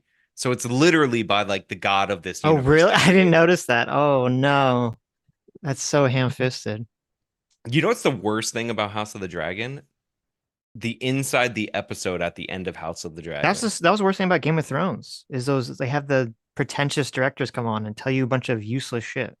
Well, in the original one, at least for the first couple of seasons, they would tell you what they were going for, and then you would like understand that's what they were going Yeah, for. but Like I sometimes never, it usually be so like in this scene where Theon got his dick cut off, he was really sad. yeah. And you're like, oh, thank you, inside the episode. But they would give you like they're trying to give you character motivation. If you watch it for House of the Dragon, Hmm. like they tell you shit that is like not in the episode. You're like, Oh, that's what the horrible. fuck are you talking? They're like they show a scene with Aemon and they're like, Aemon has always seen himself as a rival to Daemon ever since he was a kid. I'm like, that's never on screen. They share 2 scenes together. That's it. There's a Yeah, scene that's where he bad. cuts off that guy's head in the throne room, and then they never share another scene at all in the whole series until they're adults. Like, but they're like, yeah, they always were rivals every day. He worked to be his own version of Daemon. It's like, what the fuck are you? Shut up. Like, shut your face. I hate it. So Well, all right. I just saw something really weird. So because Dan Richards for 279 Canadian says Abigail is playing a male character in the show, and I was confused. So I was looking it up, and there's like this commentary from the writers about this, and they're saying like that some of the characters in the show refer to Philosophy Tube's character as male, even though the character is supposed to be female, and it's supposed to represent that like they think only a male could be a ship captain or something. And I'm like, okay, well, the fact that they have Philosophy Tube in that role makes it so confusing if that's what they're trying to go for. It sucks because like Essos is like interesting and you could do weird things with the triarchy and all that. And then you Hmm. bring on some goofy YouTube actor. It's like, why don't they bring back that singer guy from that showed up in Game of Thrones, Ed Sheeran? Just have him pop up Oh and yeah, sing a there you song go. for no reason. I like that. Yeah. I usually prefer when they have like actors being actors. Yeah. They were listen, Abigail has done stage work, okay? They're an actor. Yeah, I could Okay. tell she's done stage work. Wow. Stanley Six for $5 says, to be fair, in the books, Sharako Lohar, Philosophy Tube is described as very flamboyant. She fails at even being you know what. Yeah, I will say the thing that you guys were saying about the Nettles character, that's like an abomination that Right. they got rid of that character. But they had to because Daemon is like told by God to be a good boy and like obey Rhaenyra because he ends up in the source material. And spoiler alert for this crappy history book that George R. R. Martin shat out because he's never going to write Winds of Winter. Daemon ends up eventually leaving Rhaenyra for Nettles because he's like so fascinated with Oh, her. no way. That's So awesome. like that, but that can't happen now because God told him to obey Rhaenyra. That would be so Like, much better. He's gonna yeah, leave Rhaenyra for his daughter. What do you mean? yeah, but it's like all this like philosophy in the show about like so like the whole idea is the dragon riders, yes, they have the blood bond and all that, but Nettles was a character that was smart enough to realize that the dragons are still animals, so she gains control of the dragon by the animal. And by the way, originally what I came on to tell you is like they have the saddles with the stirrups and all that. So they have like a steering mechanism for the dragon. The problem is in the original Game of Thrones, they never had a saddle for the dragon. So you have like Daenerys riding on the freaking like spines of this thing and she's like Right, right. churning the dragon. It's like, no, they have a thing. It's like it's similar to how a horse saddle is constructed. Like you see Aemon using it all the time. But again, they still fight back. Like when he was trying to get Vagar to turn around, Vagar wasn't churning around. Like even in the episode with the 3 dragons. Like he really has to like force it because they don't have full control over the dragons. They have like a bond with them. It's Yeah, but hilarious these that are it's meritocracy versus aristocracy, and he totally goes with the meritocracy. He's like, I'm gonna go with the person that train the dragon like an animal. Yeah. Well, that's why it's weird that they cut that out. You think that'd be like prime for the show and the audience to kind of bring that in there. Yeah, it's relatable. Hmm. It's like a perfect, like, you have all these again, all this magic family, because like George is very much like it's supposed to be about choices, and like, you're not supposed to be these special people, but at the same time he literally has special magical people. Like the Right. Targaryens can bond with the dragons easier than anyone. Yeah, and the Starks all So, have magic, blood power, and all this other some stuff. special Targaryens can even birth dragons, like Gross. like the way that Daenerys did. Like you can lay the, Right, right, right. the dragon, like some of them can do that. Well, I mean, Um all that stuff's kind of still conjecture fan theory because none of it's been really fleshed out yet. I don't know if we ever will be fully fleshed out, but oh, I forgot. You know what's the dumb First of all, every scene that reminds you of the White Walker storyline is like the worst scene in the show. Totally. mhm. Like Yes. just cut it out. Like enough is enough. But to make it even worser, Mhm. opening scene, Cragen Stark is talking about the White Walkers. Now, originally, the reason the Starks don't remember the White Walkers is because it's like thousands of years. But this dude remembers the White Walkers, and he thinks the most important thing to show Jace is the wall, like 100 and something years before the events of Game of Thrones. Like Ned Stark is an idiot then. Yeah, that's a good point. Because yeah, because Game of Thrones starts with Ned killing the guy because he doesn't believe him that he saw the White Walkers and he deserted the wall. And now, yeah, the Starks are like, there's White Walkers out there. Got to be careful. Yeah, like I mean, like the joke in George's thing is like they're saying is the North remembers, but the North doesn't actually remember what they're supposed to remember. Right. Yeah. Like, They and forgot the it's most like, important thing, their treaty, their potential treaty with the White Walkers. yeah, or Yeah. whatever's going on. Like that's the thing is like Right. they don't actually remember. It just becomes like a battle cry, but it like there's a reason for it. But Hmm. yeah, like the show relies too much on that. Like that was always the worst part, especially again because they're like, oh, the whole world needs to be together. It's like, no, you need Arya to jump on a trampoline. Like that's what solved the problem. That was compelling television. Okay. So Yeah, but the I show gotta. is just it's like it's at its best it's like one of the less good seasons of Game of Thrones, and at its worst it's like season 8 or at least season 7. Yeah, I don't think it's well, I don't think it was good. I think for something to be season eight Game of Thrones bad, it has to be good first in order for you to feel the pain, the sting of it.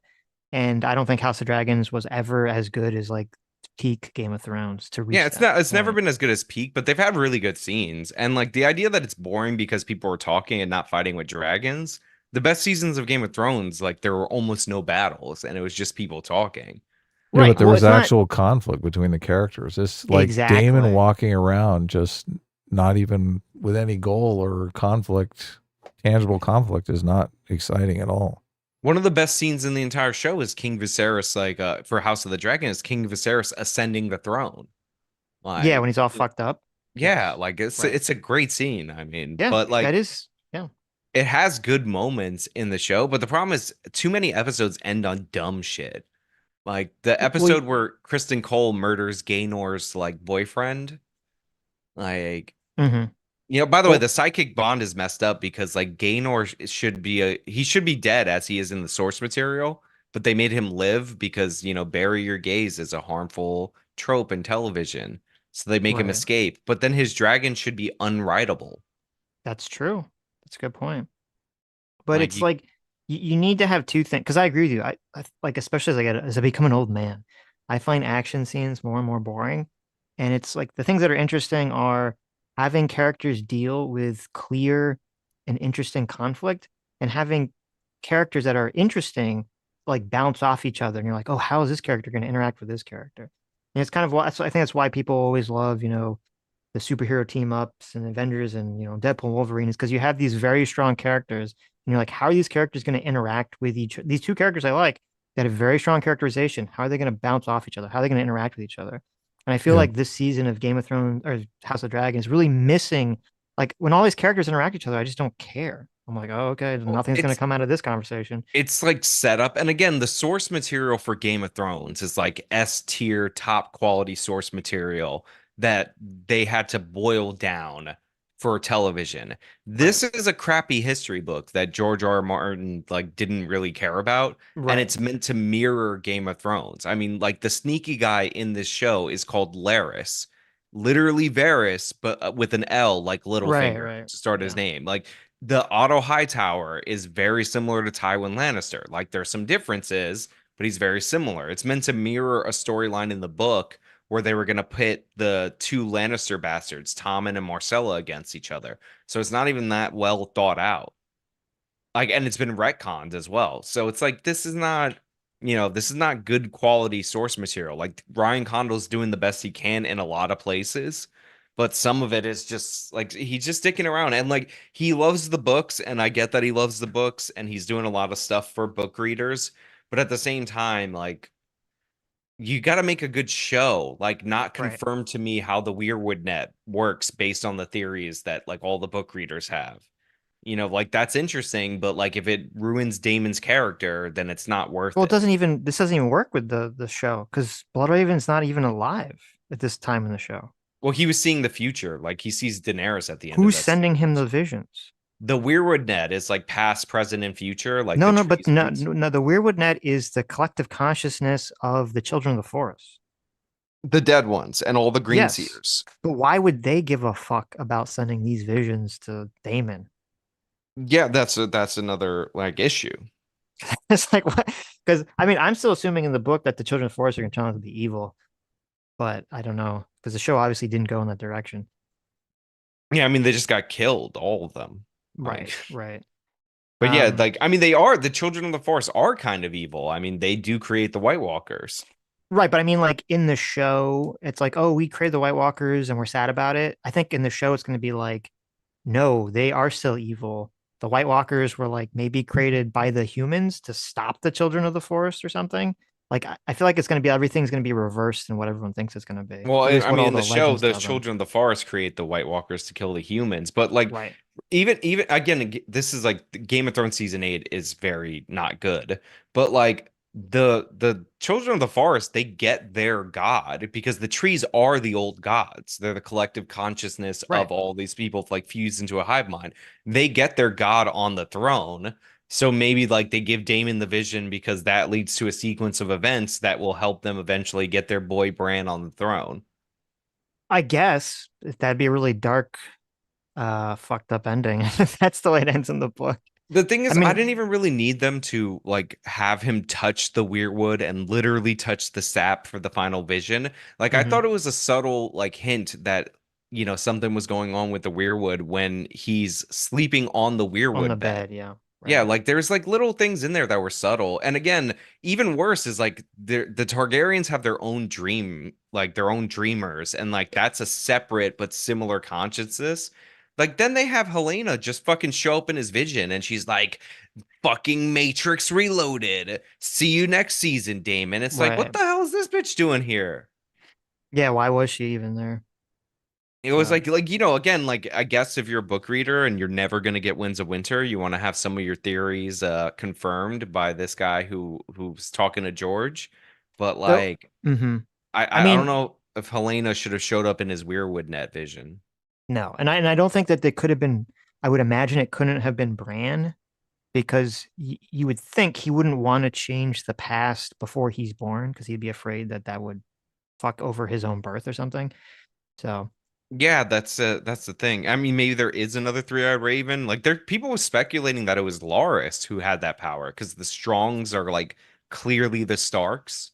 They're just an offshoot of the family. I mean, Stark means strong in German. If you look mhm. at their features, they're similar. Hmm.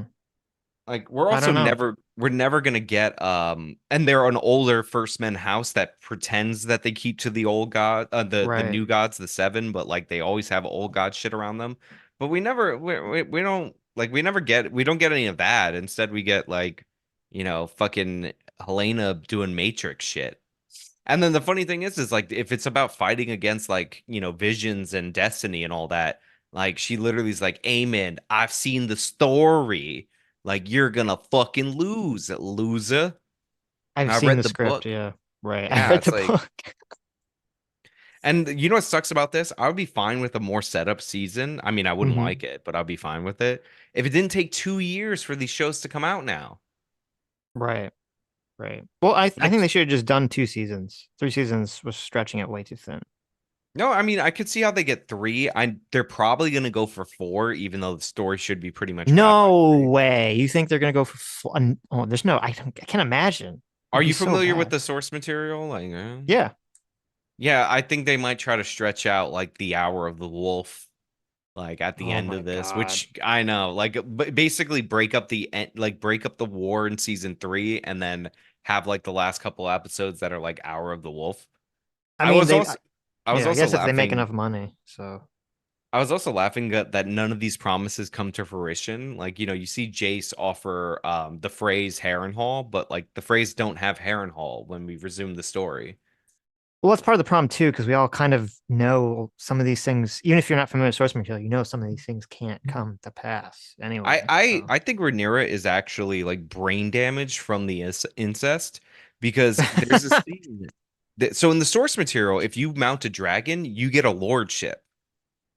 Oh, In this really? story, you fight to the death Hmm. like with these other people in order to get a dragon. And then she says, if after you did all this stuff, you help me win the war, you'll be a knight. Right. Like to two Well, old they cut that guys. out. Like Yeah. they don't get it. Knights don't have land. Like No. unless they're a landed knight in the thing. That she offered them nothing. She's like, hey, guys who have bigger dragons than me. I'm gonna give you a prize that sucks after you already have a dragon. Like, because originally in the source material, they're like fighting to go first, the dragon seeds, because you get a lordship out of it and a dragon. Like Right. in this one, it's like, hey, like go get killed, and then maybe you'll be a knight later. Like what kind of stupid shit is that? And also I'm waiting for what's his name? Corlys to ask for the legitimization of his bastards I don't think he's gonna do it, but. because he wants heirs. I mean, that's what happened. So so this is the problem with the show is that like they've already showed us that like Laenor is a gay, and Hmm. because Laenor is Gaynor, he can't father children because gays in George R. R. Martin's universe like actually can't have sex with women. Like it's literally impossible for them to do it. So Right. like but in the source material, Corlys tries to convince her that they're Laenor's bastards so that they can inherit and tries to get them legitimized Hmm. even though they're clearly his bastards. Right. But they've already revealed that they're his bastards. Also, they look like 10 years older than the actor that was playing Gaynor. Yeah, So, they can't possibly be. So actually, I looked it up. The showrunner did, even though HBO hasn't confirmed it, the showrunner did say that they're gonna try to stretch it out for 4 seasons. you, So you that's you gonna could be always tell. a disaster.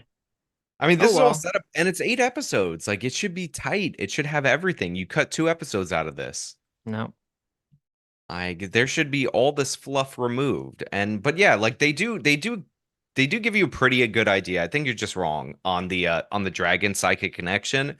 Like they don't like outright say it's a psychic I'm connection, but completely like right about it. What are you talking about? no, there's enough stuff in there to give you an idea of how they're controlling the dragons. Like they show you Daemon getting the wound with the dragon. Viserys tells them that they don't actually control them. The dragons kind of let them, but they have a mind of their own. Like then you see the dragons both go rogue when it's Luke versus Aemond. Like they do give you enough that you should piece the like it would be worse if they just sat down and explained it like retards. No, what I was saying is I agree that they say that there's some kind of psychic connection, and obviously we got that from Game of Thrones, the original Game of Thrones too, because Daenerys somehow like can control the other dragons while she's writing one of them. So I understand all that. What I'm saying is that since they're very desperately looking to try to fill time for the season, to me, I think part of how they should fill a time is to actually show the writers learning how to control the dragons psychically, or that they have to do things to bond with the dragon and to control the dragon. Or you just have the dragon just be a big fucking dumb animal that causes a bunch of problems, Yeah, I which mean they they obviously don't want mentioned to they do. mentioned that So they're gonna teach them like things or whatever. yeah, but just saying that off screen, it's Yeah. not No, no, showing. I I, mean, I it would get you. be That would be interesting more if they're like, interesting. Like, yeah, like, oh, like here's a scene, you have them ride the dragon and they almost fall off and die, and it's like really harrowing. And then, you see them getting better and better. You have like a little character arc, a little journey for our Yeah, no, character. some way to work with them because they're like you have to learn High Valyrian, and it's like the dragons don't speak High Valyrian. They take commands like a dog. Like again, that's why it doesn't make sense for all of them to use the same command. Right. Because Daenerys literally just comes up with the command on her own, so nobody else can make the dragon spit fire. It's like something that they won't notice Hmm. because it's like not gonna come up in normal speech. But there's like some good scenes in there. There's like some of the small council stuff I really did enjoy, where you have Aemon bitching Aegon, like where like they're arguing about strategy and they start talking in Valyrian, and like you clearly see who's in control. Right, Like because that there's was actually conflict there because he wants to usurp his brother. So there's something going on in the scene beyond just characters talking. I even like the ball thing that they added that every small counselor has to bring like their little ball to put in the thing. And like, well, because apparently that's like a little like the idea for that is like you're in a world where faceless men exist. So you have like a secondary, like it's like a two-step verification. I mean, if a faceless man kills you, he's gonna just steal your little ball. I don't. Yeah, but it depends on if you have your ball on you all the time. He'll just look through your shit and find it. I mean, I don't know. I'm just saying, it's not I a don't not think a that's good protection for faceless people, especially since they can kind of like they somewhat psychically bond with the face that they wear. They probably figured it out. So I don't know. Well, we also have like the twins that look exactly identical that nobody could tell the difference that are all over the story. That's true.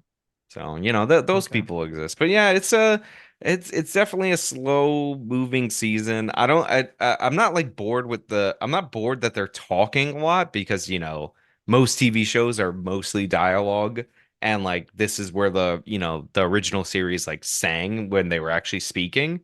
Like, some Right. of the best scenes are conversations. Chaos is a ladder, Robert and Yes. Cersei, like, but Of course. it's just like it's the problem in the source material. And they made Rhaenyra and Alicent the main characters, but they don't do much during the war. So like they're dicking around in like their respective castles, except for when they do the crazy, I'm gonna go see you, I'm gonna visit you, what even is Right. security? And then those scenes are stupid. And then like Jace is annoying and you just want to crack him one in the face. Like, because he's not doing anything but bitching. Like, I'm like, every time I see him, I'm like, can you stop bitching and do something?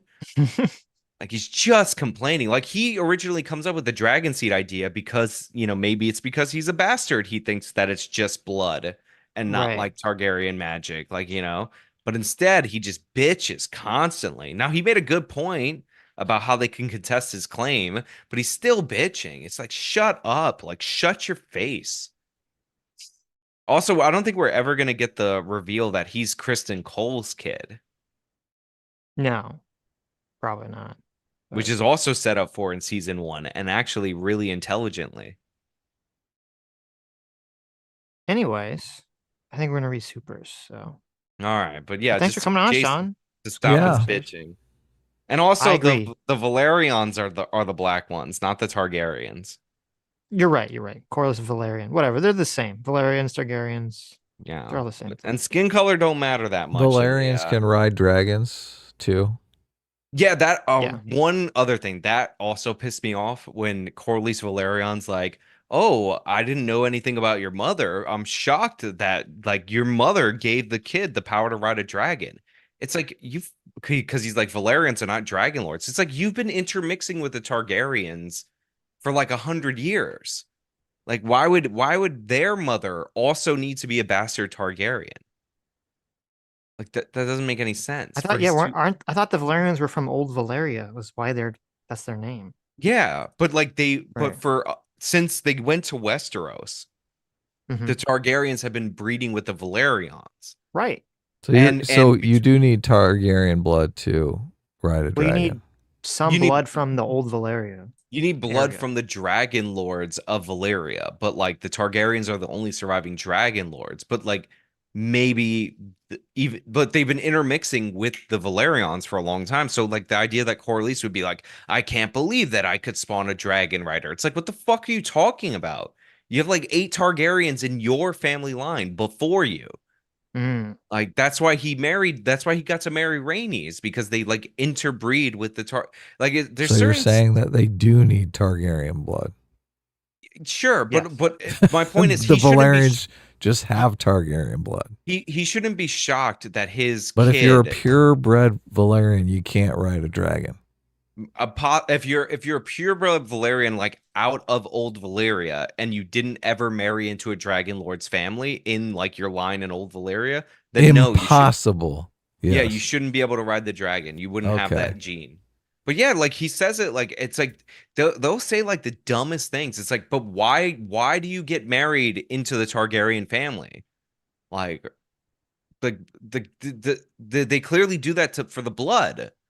And then everybody's like, I can't believe that this shit was blood. We had the fucking fire sages from Avatar saying that you got to sing to them and blah blah blah. It's like what are these people talking about? Also, Mhm. that horror character, she sucks, and like her like, oh, uprising of the poor is stupid and gay, and I don't like it because like the whole point of Dance with the Dragons is like the Yeah. Targaryens rip themselves apart, not the freaking populist uprising. So like, please get that horrible actress lady out of the show. What is Mhm. Daemon's motivation for wanting to ascend the Iron Throne?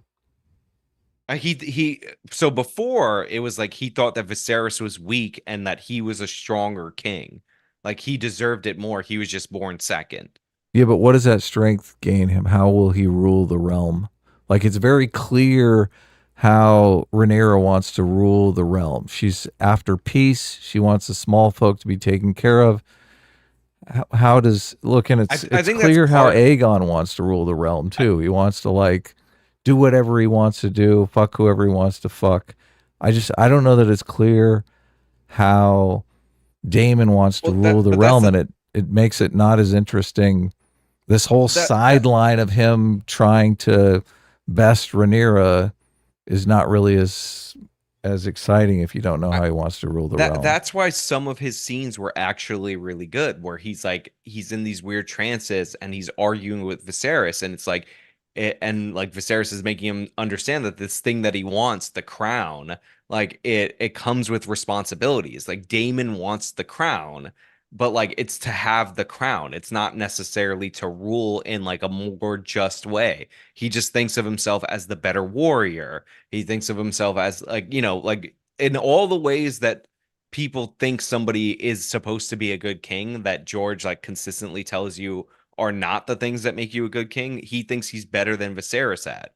Well, if it's like a conflict between responsibility and like glory or legacy or something like that, they did a terrible job of articulating that in the script. Like you Well, they don't did get it any of wasn't it was him done fine in the battling over that. Viserys flashbacks. Like they're literally talking about it, but like when you have God tell him to be a good boy and then he doesn't want the crown anymore, it's like, No, you know, no, look, the resolution of it is terrible.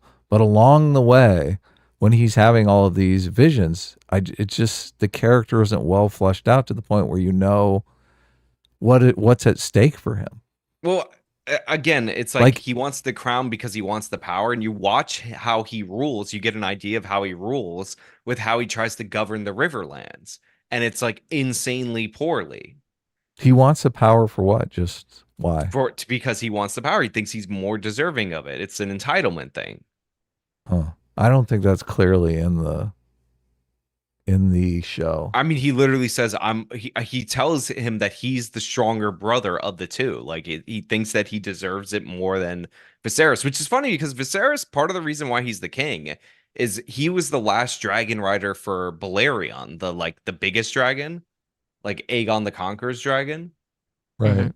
So like that adds to his like legitimacy. But the thing is like Daemon is like the fact that you're like, oh, I can't get a good grasp on Daemon's ruling philosophy, like that is intentional. Daemon is like would Yeah, be but a it's bad just it's ruler. bad. It's Like, I bad mean, though. Daemon, like, I criticize Rhaenyra for fathering, for birthing bastards because it's like so, like, it's horrible for a Yeah, it few endangers reasons. the realm. That's a good point, but It that's not also even endangers her explicit in the kids show. because, Like, like, they could have come out as non-dragon riders. Like, she had no idea that it would work with the Strongs. what So, you are saying is a completely interesting conflict that isn't on the yeah, screen. no, no, Like what I'm it's saying, like, not but like like, I criticize her for being a bad for that reason. But like, Daemon, like, I mean, they show him killing his wife for some reason. Even though it doesn't make any sense that he did that, but whatever. Like he kills his wife, but that's like a strong house in the Vale. Like they married into the Vale to help hold their army. And Damon like never like did his role as like a husband, never fathered any kids with her. So he's also a fucking like he's also incompetent in those ways. Or like selfish in those ways. I mean, but now God fixed him. George told him to be a good boy. Like he was on a journey where he would come to like, maybe the conclusion that he's unfit to rule on his own, but then they were like, nah, touch the weirwood tree. Look at Daenerys. True. So I don't know. I just think they do explain them more. I think they spend maybe too much time trying to explain things or tease things from the books in more detail. Because the original series got rid of a lot of the magic stuff. But like but it's in the sacrifice of like characters. But the problem is the source material kind of sucks. Like, Right. again, like they're dicking or like Allison and Rhaenyra do nothing, but they're the main characters from season one, and they do nothing in the story until way later. Hmm. cool. Like Cool. that's just how it works. But yeah, I'm glad you guys had me on. It's very important, and I just want to say that All this is very important. yes, this is the most The important whole thing. I fate of skipped the out. world depends upon House of the Dragon being good. So I may not let's all re-edit a remember that. video because of this. Also, I expected Daemon to kill that guy, the knight that came to betray Rhaenyra. So did Hmm. I. I was like, oh, like Like again, and by the way, it's not a bad scene where he swears the River Lords to Rhaenyra. Like until you think about it for like 10 seconds, which is one, he doesn't have the River Lords. We just saw in the previous episodes, Oscar Tully has the River Lords, and they don't respect Daemon at all. Like, Right. does anybody now remember that scene? It was from one episode before. It's Like, all resolved off screen. yeah, but like the idea They had that they would see him cookies. as a leader makes no sense. Like the whole point, even Oscar Tully's like, they're gonna hate you basically after what I do to you, and Oscar Tully completely outmaneuvers him. Right. And like he literally is like, yeah, we'll stay true to our oath, but not because of this fucking loser, but because of Rhaenyra. He's like, this guy sucks. Like his whole pitch is Damon sucks balls, Well, and that was like, another thing they could have done, to establish Daemon realizing that he's a bad king is that, he does all this to try to get them together. Everyone hates him. Rhaenyra comes in instead of just pledging loyalty, she actually does something that all the lords look at and they go, "Oh wow, this lady's like a good queen." And then they all kneel to her, and Daemon's like, "Oh, okay, this is what it means to be a queen or to be a ruler." yeah, yeah, that'd be great. and it ruins the visual of that scene, but then of where he gets to hit the whole army to kneel to her. But the thing is, like, you showed us the whole time that he could not get the River Lords together. Like Right. that's like it's like the whole season is like he's completely like messing up. Like it's True. like Damon's folly is what you see the whole season, and then like all of a sudden when Rhaenyra shows up, like one day before, he was like, "Listen, guys, I heard that my lady's flying in. Can you guys just kind of like pretend to respect me in front of her? I'd really appreciate that. Listen, they got the bro code. They know what's up. Yeah, he's like, I'm gonna give you over to her anyway. I know that's where you Right. want to be, but like, could you do me that solid? Like, that would have been a much better scene if they didn't telegraph it without that vision.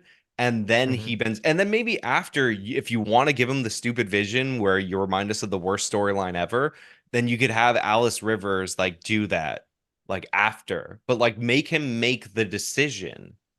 Sean, what's Right. Damon's plan to take the Iron Throne?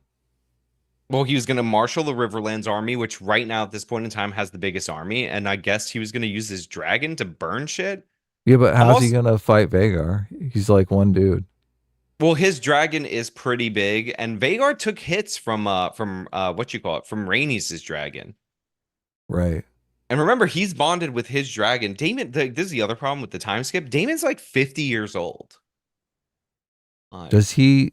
So he's just going to take out Vhagar on his own with his dragon?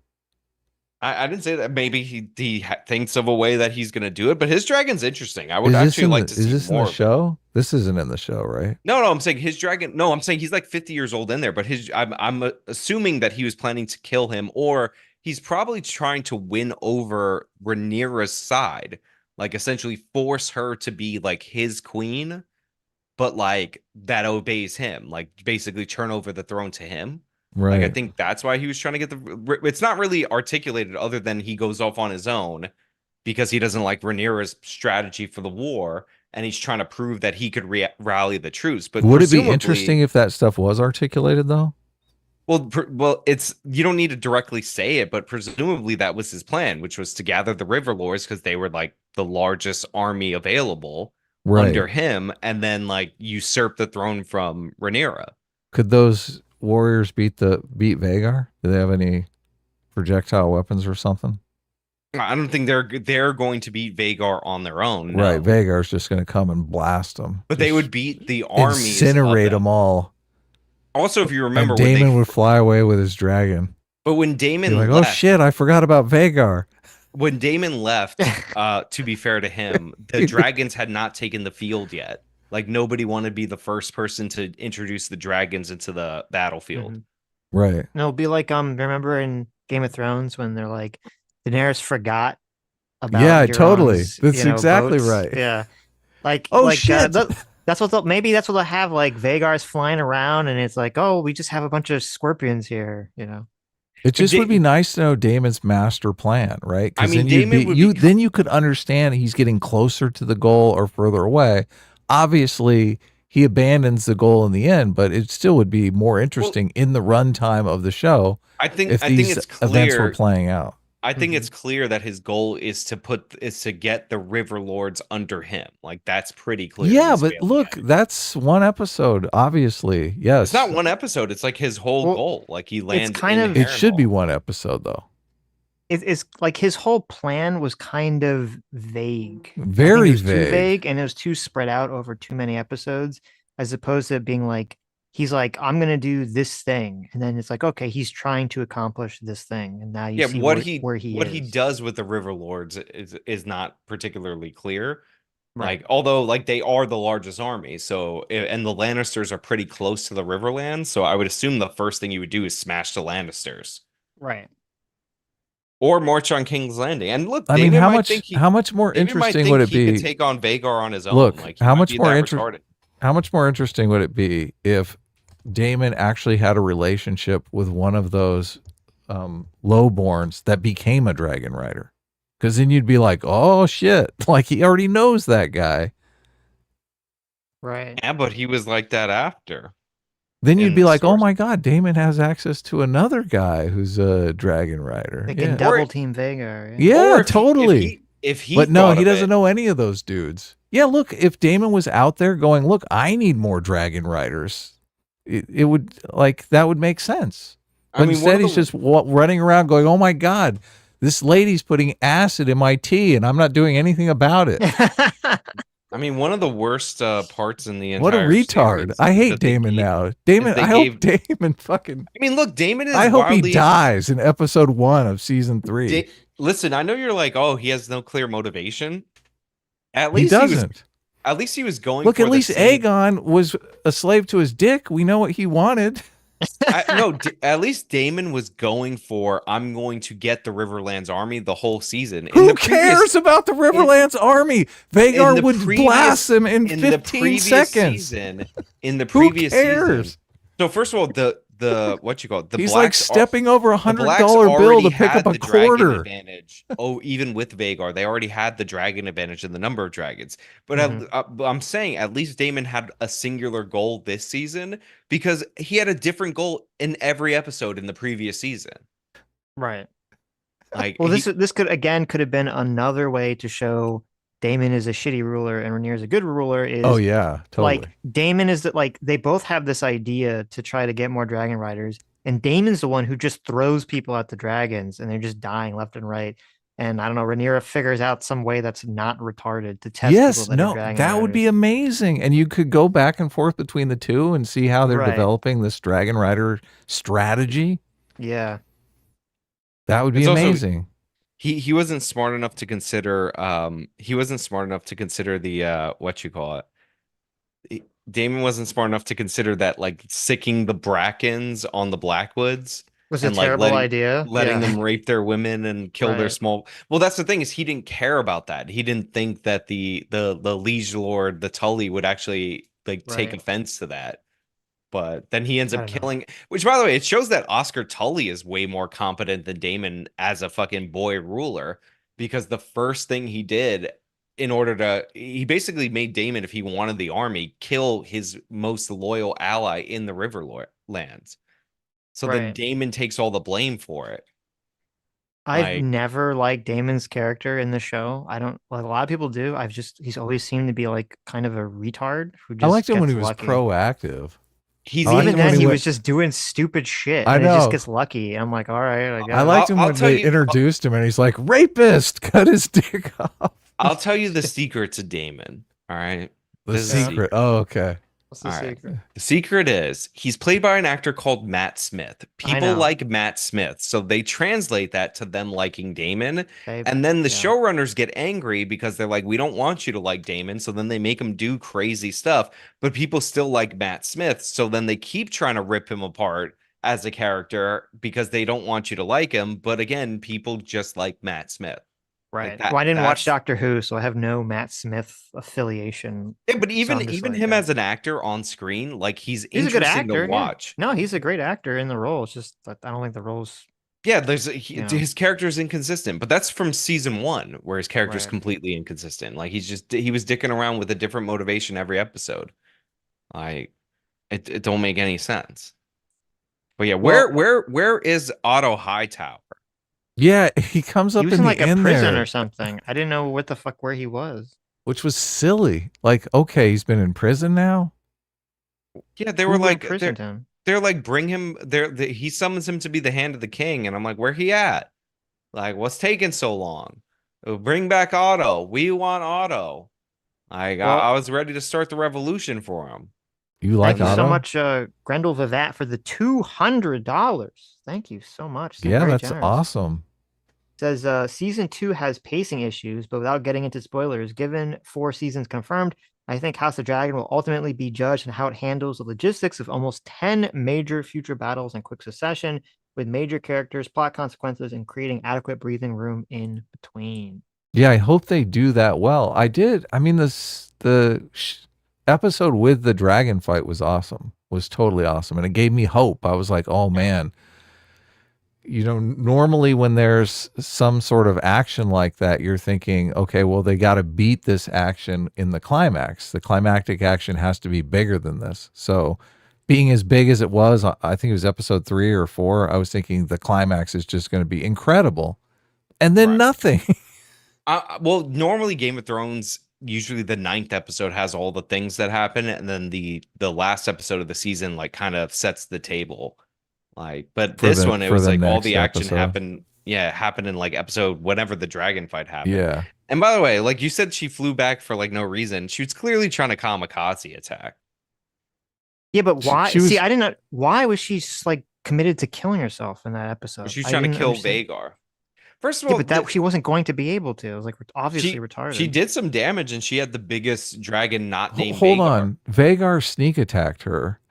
And she's flying away from Vagar as if she's retreating. Like No, she turns how do you back get to Vagar. she turns back to Yeah, Vagar? She you need turns to back to rewatch the that scene. she turns back to the castle, which is she's not flying away from the castle. She's turning. She kept turning back to fight him. Which again, if you have more dragons on your side, why would you not be thinking that you're going to double team Vagar? That's why I Well, didn't like before her the dragon, resolve. But before the was there dragon anything? seeds, they didn't have more. They didn't have as many riders as they would like. Well, Rhaenyra had a dragon.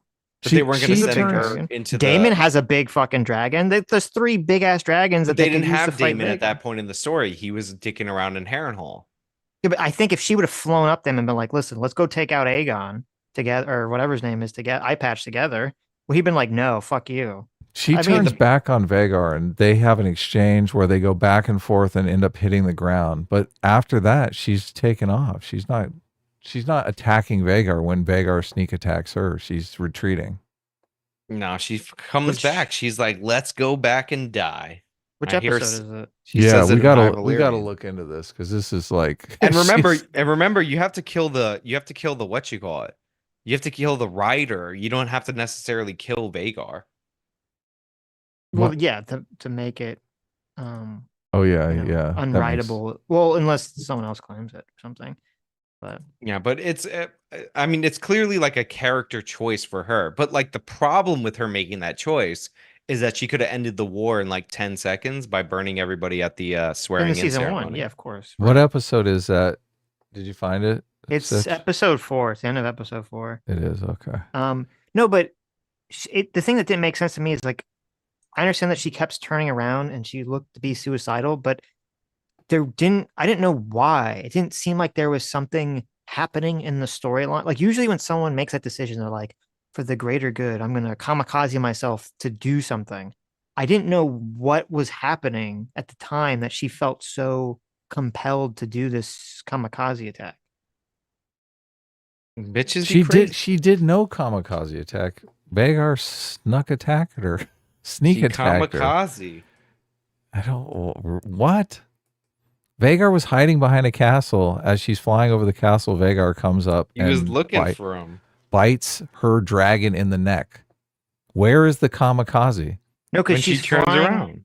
she's flying away from the castle after, I guess, being damaged, and then she turns around back towards the castle, right? Like if she just kept flying away, then she would have not died. Okay. Yeah. Also, But she only has they only have like one other dragon rider that they can really field because they're like they can't field Rhaenyra. All her advisors are like, no, mhm. like shut up, bitch, you can't fly. And then they can't field Jace because he just keeps whining and bitching. So even his dragon doesn't like him, but also he's technically the heir. So like the only other one is Daemon's daughter, Baela or whatever. Is Jace's dragon even big? I don't remember seeing It's looking not at as it. his isn't that big because his is one that was like born and given like it was one that he picked that was like born to him, so they're like Right. smaller. Yeah, yeah, yeah. But I don't. I Like think if Reyna and had teamed up with Daemon, I think Daemon would have seen. I mean, Daemon wanted to kill him in the first place, and these assassins after him. I think he would have teamed up to try to kill Vagar yeah, because then it would have what you helped call it? him. Rainey's But definitely comes back to fight him. Like Oh, you're yeah, watching it too? yeah, yeah, after she turns back. She turns it's back. actually pretty long the video that I'm watching because it's after but it's Oh, after it Aegon is hits the way long. ground, which is after their first fight. She Yeah. comes back to fight him. She's looking over the devastation and stuff. Yeah, so it's Yeah, no, after Aegon already hits the ground. That's when she first flees, and then she decides that she's like in for a penny, in for a pound, I guess. they do the clear suicide thing because she she looks like all forlorn and she goes to turn around and then her dragon looks back at her like, bitch, are we doing this?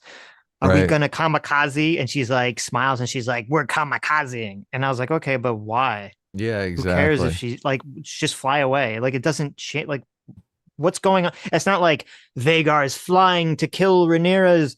Rhaenyra's in the castle. She has to buy time for her to escape. It's like, Yeah. oh, I'm just throwing my life away for no reason. And Stupidest decision ever. Let me go die at Vagar's mouth. Vagar's Yeah, not unbeatable. Like when they do that descending fall to the earth thing, Vagar hits the ground. Like Rhaenys is able to get her dragon out of there. Like and I know, like but Vagar's he just takes like the brunt of that. three I know times the Vagar's like, size of like, Vagar's like the Death Star. I understand. yeah. Like, but like it's not like Rhaenys would have been like with her dragon because she's old as hell for like a really long time, and that's a pretty old dragon that existed before her. So Hmm. that's why it's so big and like, battle tested and whatnot. Well, that would have been interesting too if they if we understood. I really like the anime Hunter x Hunter.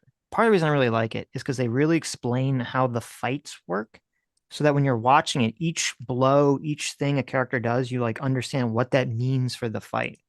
And it would be interesting if they did really explain like how not just the dragon being big and old was important, but that the dragon rider's skill, how that like translates into the fight.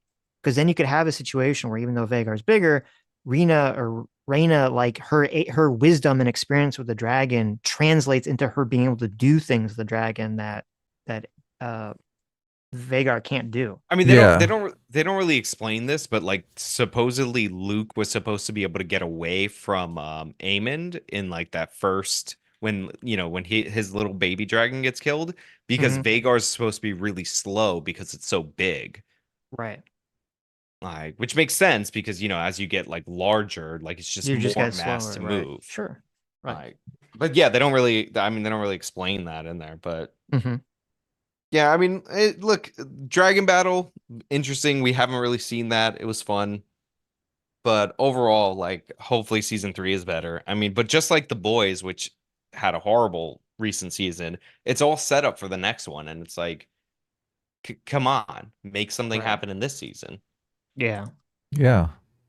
I mean, the Like, dragon battle was just they're just copying how eagles like do that little death claw thing where they like fuck each other. They're just copying it.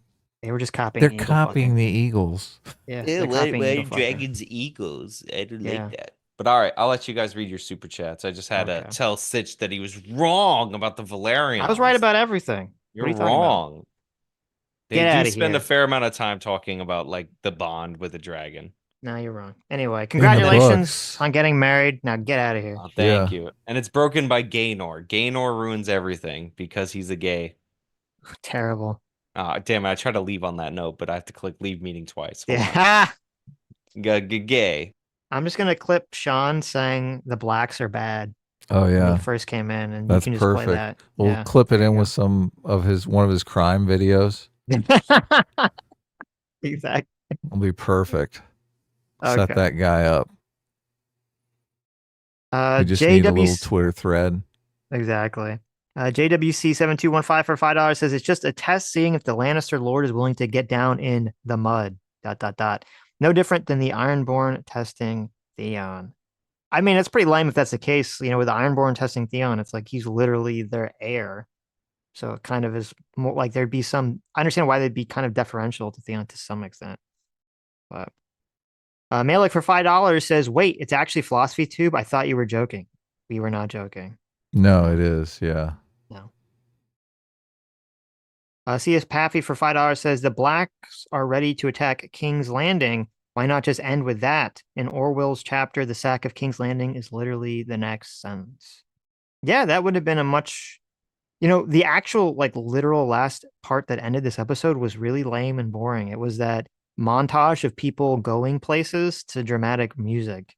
Yeah, it was And you're like, stupid. It was like the okay, Magnolia ending. I was waiting right. for some classic rock to come on Hmm. as everyone's remembering. Right. Yeah, I don't know why they just didn't end with the first battle in the war, right? Right? A big battle. Hmm.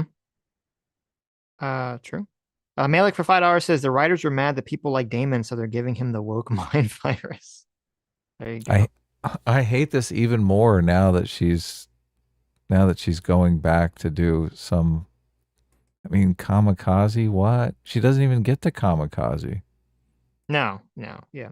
It's Her just, oh man. again, as I said, if her actions should have. When I watched that episode, I didn't understand why she was kamikazing. I didn't know.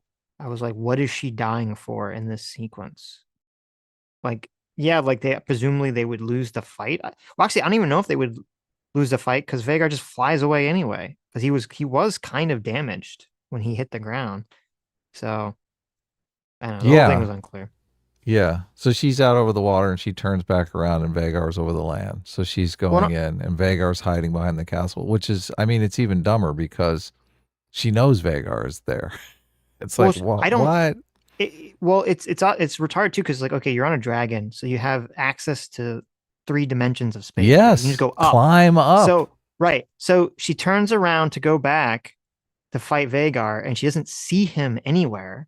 And you think, okay, well, I should go up, right? Why would you just go forward blindly? Yeah. Yeah, it was dumb. Because yeah, if she would have just gone up, she would have just seen him below, and then she would have had it's a high ground, right? Like Obi-Wan. Yeah, and look, they should have set up where she had some sort of like rare attack that could actually beat Vagar, and you're thinking, okay, she's going back to make that one in a million shot, right? Like I don't even know why she's going back. What the fuck? Right. Or like, yeah, what was I saying? If they kind of established the rules to the dragon fight a little better, so you understood like how a dragon wins a fight with another dragon, right? Like, what Yeah, is the goal here? Is there like, remember, like, even though, The Hobbit sucks, it's like, oh, there's like that one scale underneath the dragon that you have to like shoot the arrow in, right? Like, if it's like, oh, Rhaenyra like claws Vagar or Rhaenyra claws Vagar, and it's like there's like an opening in the wound, and she keeps trying to attack the same spot, and you're like, okay, I kind of see like what the tactic here is. yeah, they have the perfect opportunity to do this. They're literally training brand new dragon riders. Right. Well, I mean that happened afterwards, but I mean they could have It did, changed but the it's in order of the events. yeah, Yeah. exactly. Yeah. It's in the season. Right. She did the kamikaze because she didn't see Godzilla -1. There you go. That's true. Okay. Don Mac for $5 says episode 8 would have been great in a 10-episode season, setting up for a big episode 9 battle. Then an episode 10 wrap up and set up for next season. But episode 8 is a terrible finale. It I mean, I don't is. think it would have been great, but I agree it wouldn't have been so bad if it wasn't the finale. I mean, they blew all the budget, presumably, on the big dragon fight. So Oh, did they? I just like I'm why not? guessing. Why not make that at the climax of the season then? Because the timing is just all wacky because of how they're trying to split up this book into 4 seasons. Hmm. When the guy was in the dragon pit, he's like running away from all the dragons before the dragon What does he finds a dragon that step bonds in? with him. Yeah, what does he step in? Because I thought he stepped on in a dragon egg, and I was like, holy shit, he just killed a dragon egg. That's like a big problem. But then the dragon likes him, and it's never brought up. And I'm like, was that supposed to be dragon shit? Like, I don't know. That Anyway. is the problem. Yeah. I hate things like that are just aren't clear. CS Paffy for Joe says, what would you two name your swords? Stitch and Gay. Would not name it Stitch and Gay. That's horrible. That's terrible. Yeah, Obviously, I had the same reaction when he stepped on the whatever it was. I thought, oh, yeah, that's an egg. He's totally screwed. right. So I don't know why they didn't make it clear. Like clearly a pile of dragon shit or clearly an egg. Well, if it was an egg, it would be why did they have him step on an egg if it had no outcome on the rest of the episode? Right, yeah. If he So, steps on the egg, the dragon has to right. If destroy he him. steps, it would make sense if it was poop because it's just like he steps in something and it's poop, and that's how it's like just kind of like, oh no, and then he turns around and there's a dragon there, right? Yeah. But why? Right. Why? This even makes the dragon look stupid. It's like, oh yes, I'm gonna bond with a guy that just rolled around in my shit. It's like, what are the rules to this universe, Sitch? Right. Right. So I guess I would name the sword.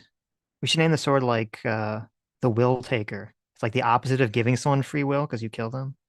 The will taker, huh? Yeah, You have to have a cool name for your of sword. course, of course.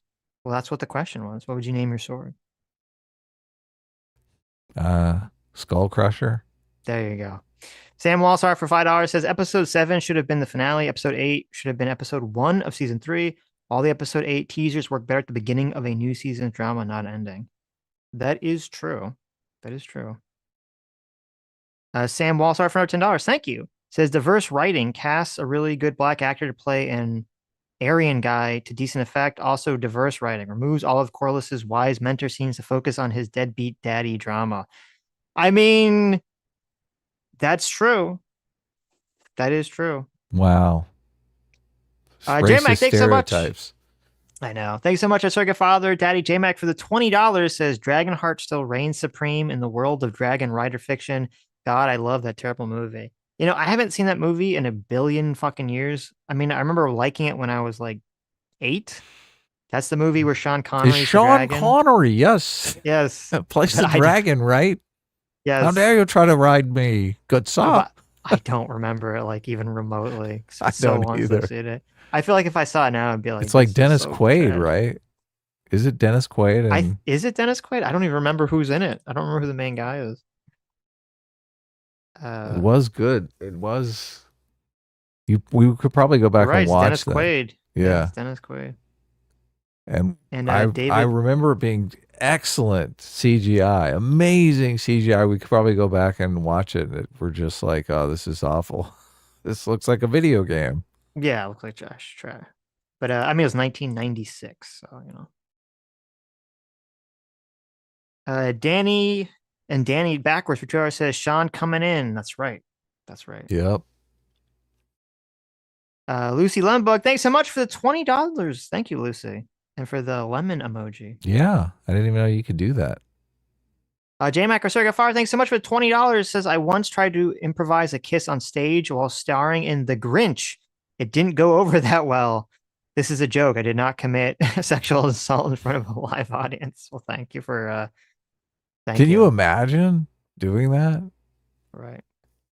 Yeah. I mean, they probably talked about it beforehand No, and ran it by obviously the intimacy coordinator and all that nonsense. So right. It's a deep cut. What's a deep cut?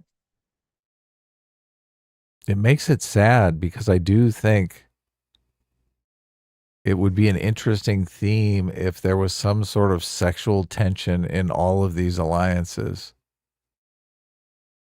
Mm-hmm. Like the woman that's Rhaenyra's helper is helping her because she wants to get her groove on. Right, right. And Rhaenyra's like trusts her because she wants to have sex with her. Mm.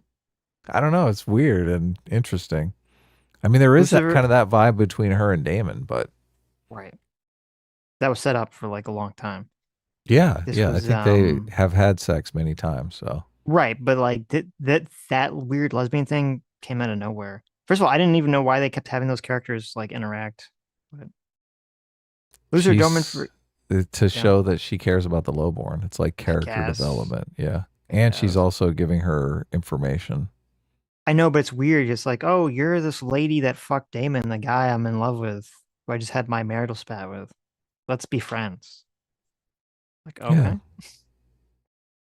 Yeah. Loser Domer for 2 Canadians says, thank you, Sean, for bringing lore to the conversation. Yeah, that was good. The problem that I had with it is none of that shit's on screen. So yeah, there's like these two completely different experiences that people are having. There's the people who've read all the books and know all the lore, and so they just hint at it and everything is crystal clear to them. And there's the people who haven't and they're watching going, what the hell is going on? Right, right. JMac for $2 says, thank you so much. Says, as a Final Fantasy 14 player, every time you say Aemon, it triggers deep emotions within me. If you know, you know. Aemon. There you go. Aemon. Aemon. Is that the guy? I mean, it's a character for Final Fantasy 14, but I've never played it, so I don't know. Starlight for $5 says, maybe the dragon battle will be the first half of episode 1 in season 3, and the rest of the season will be a really long battle over a pretty rock. I like it. That could be cool. Idea. That's a great idea.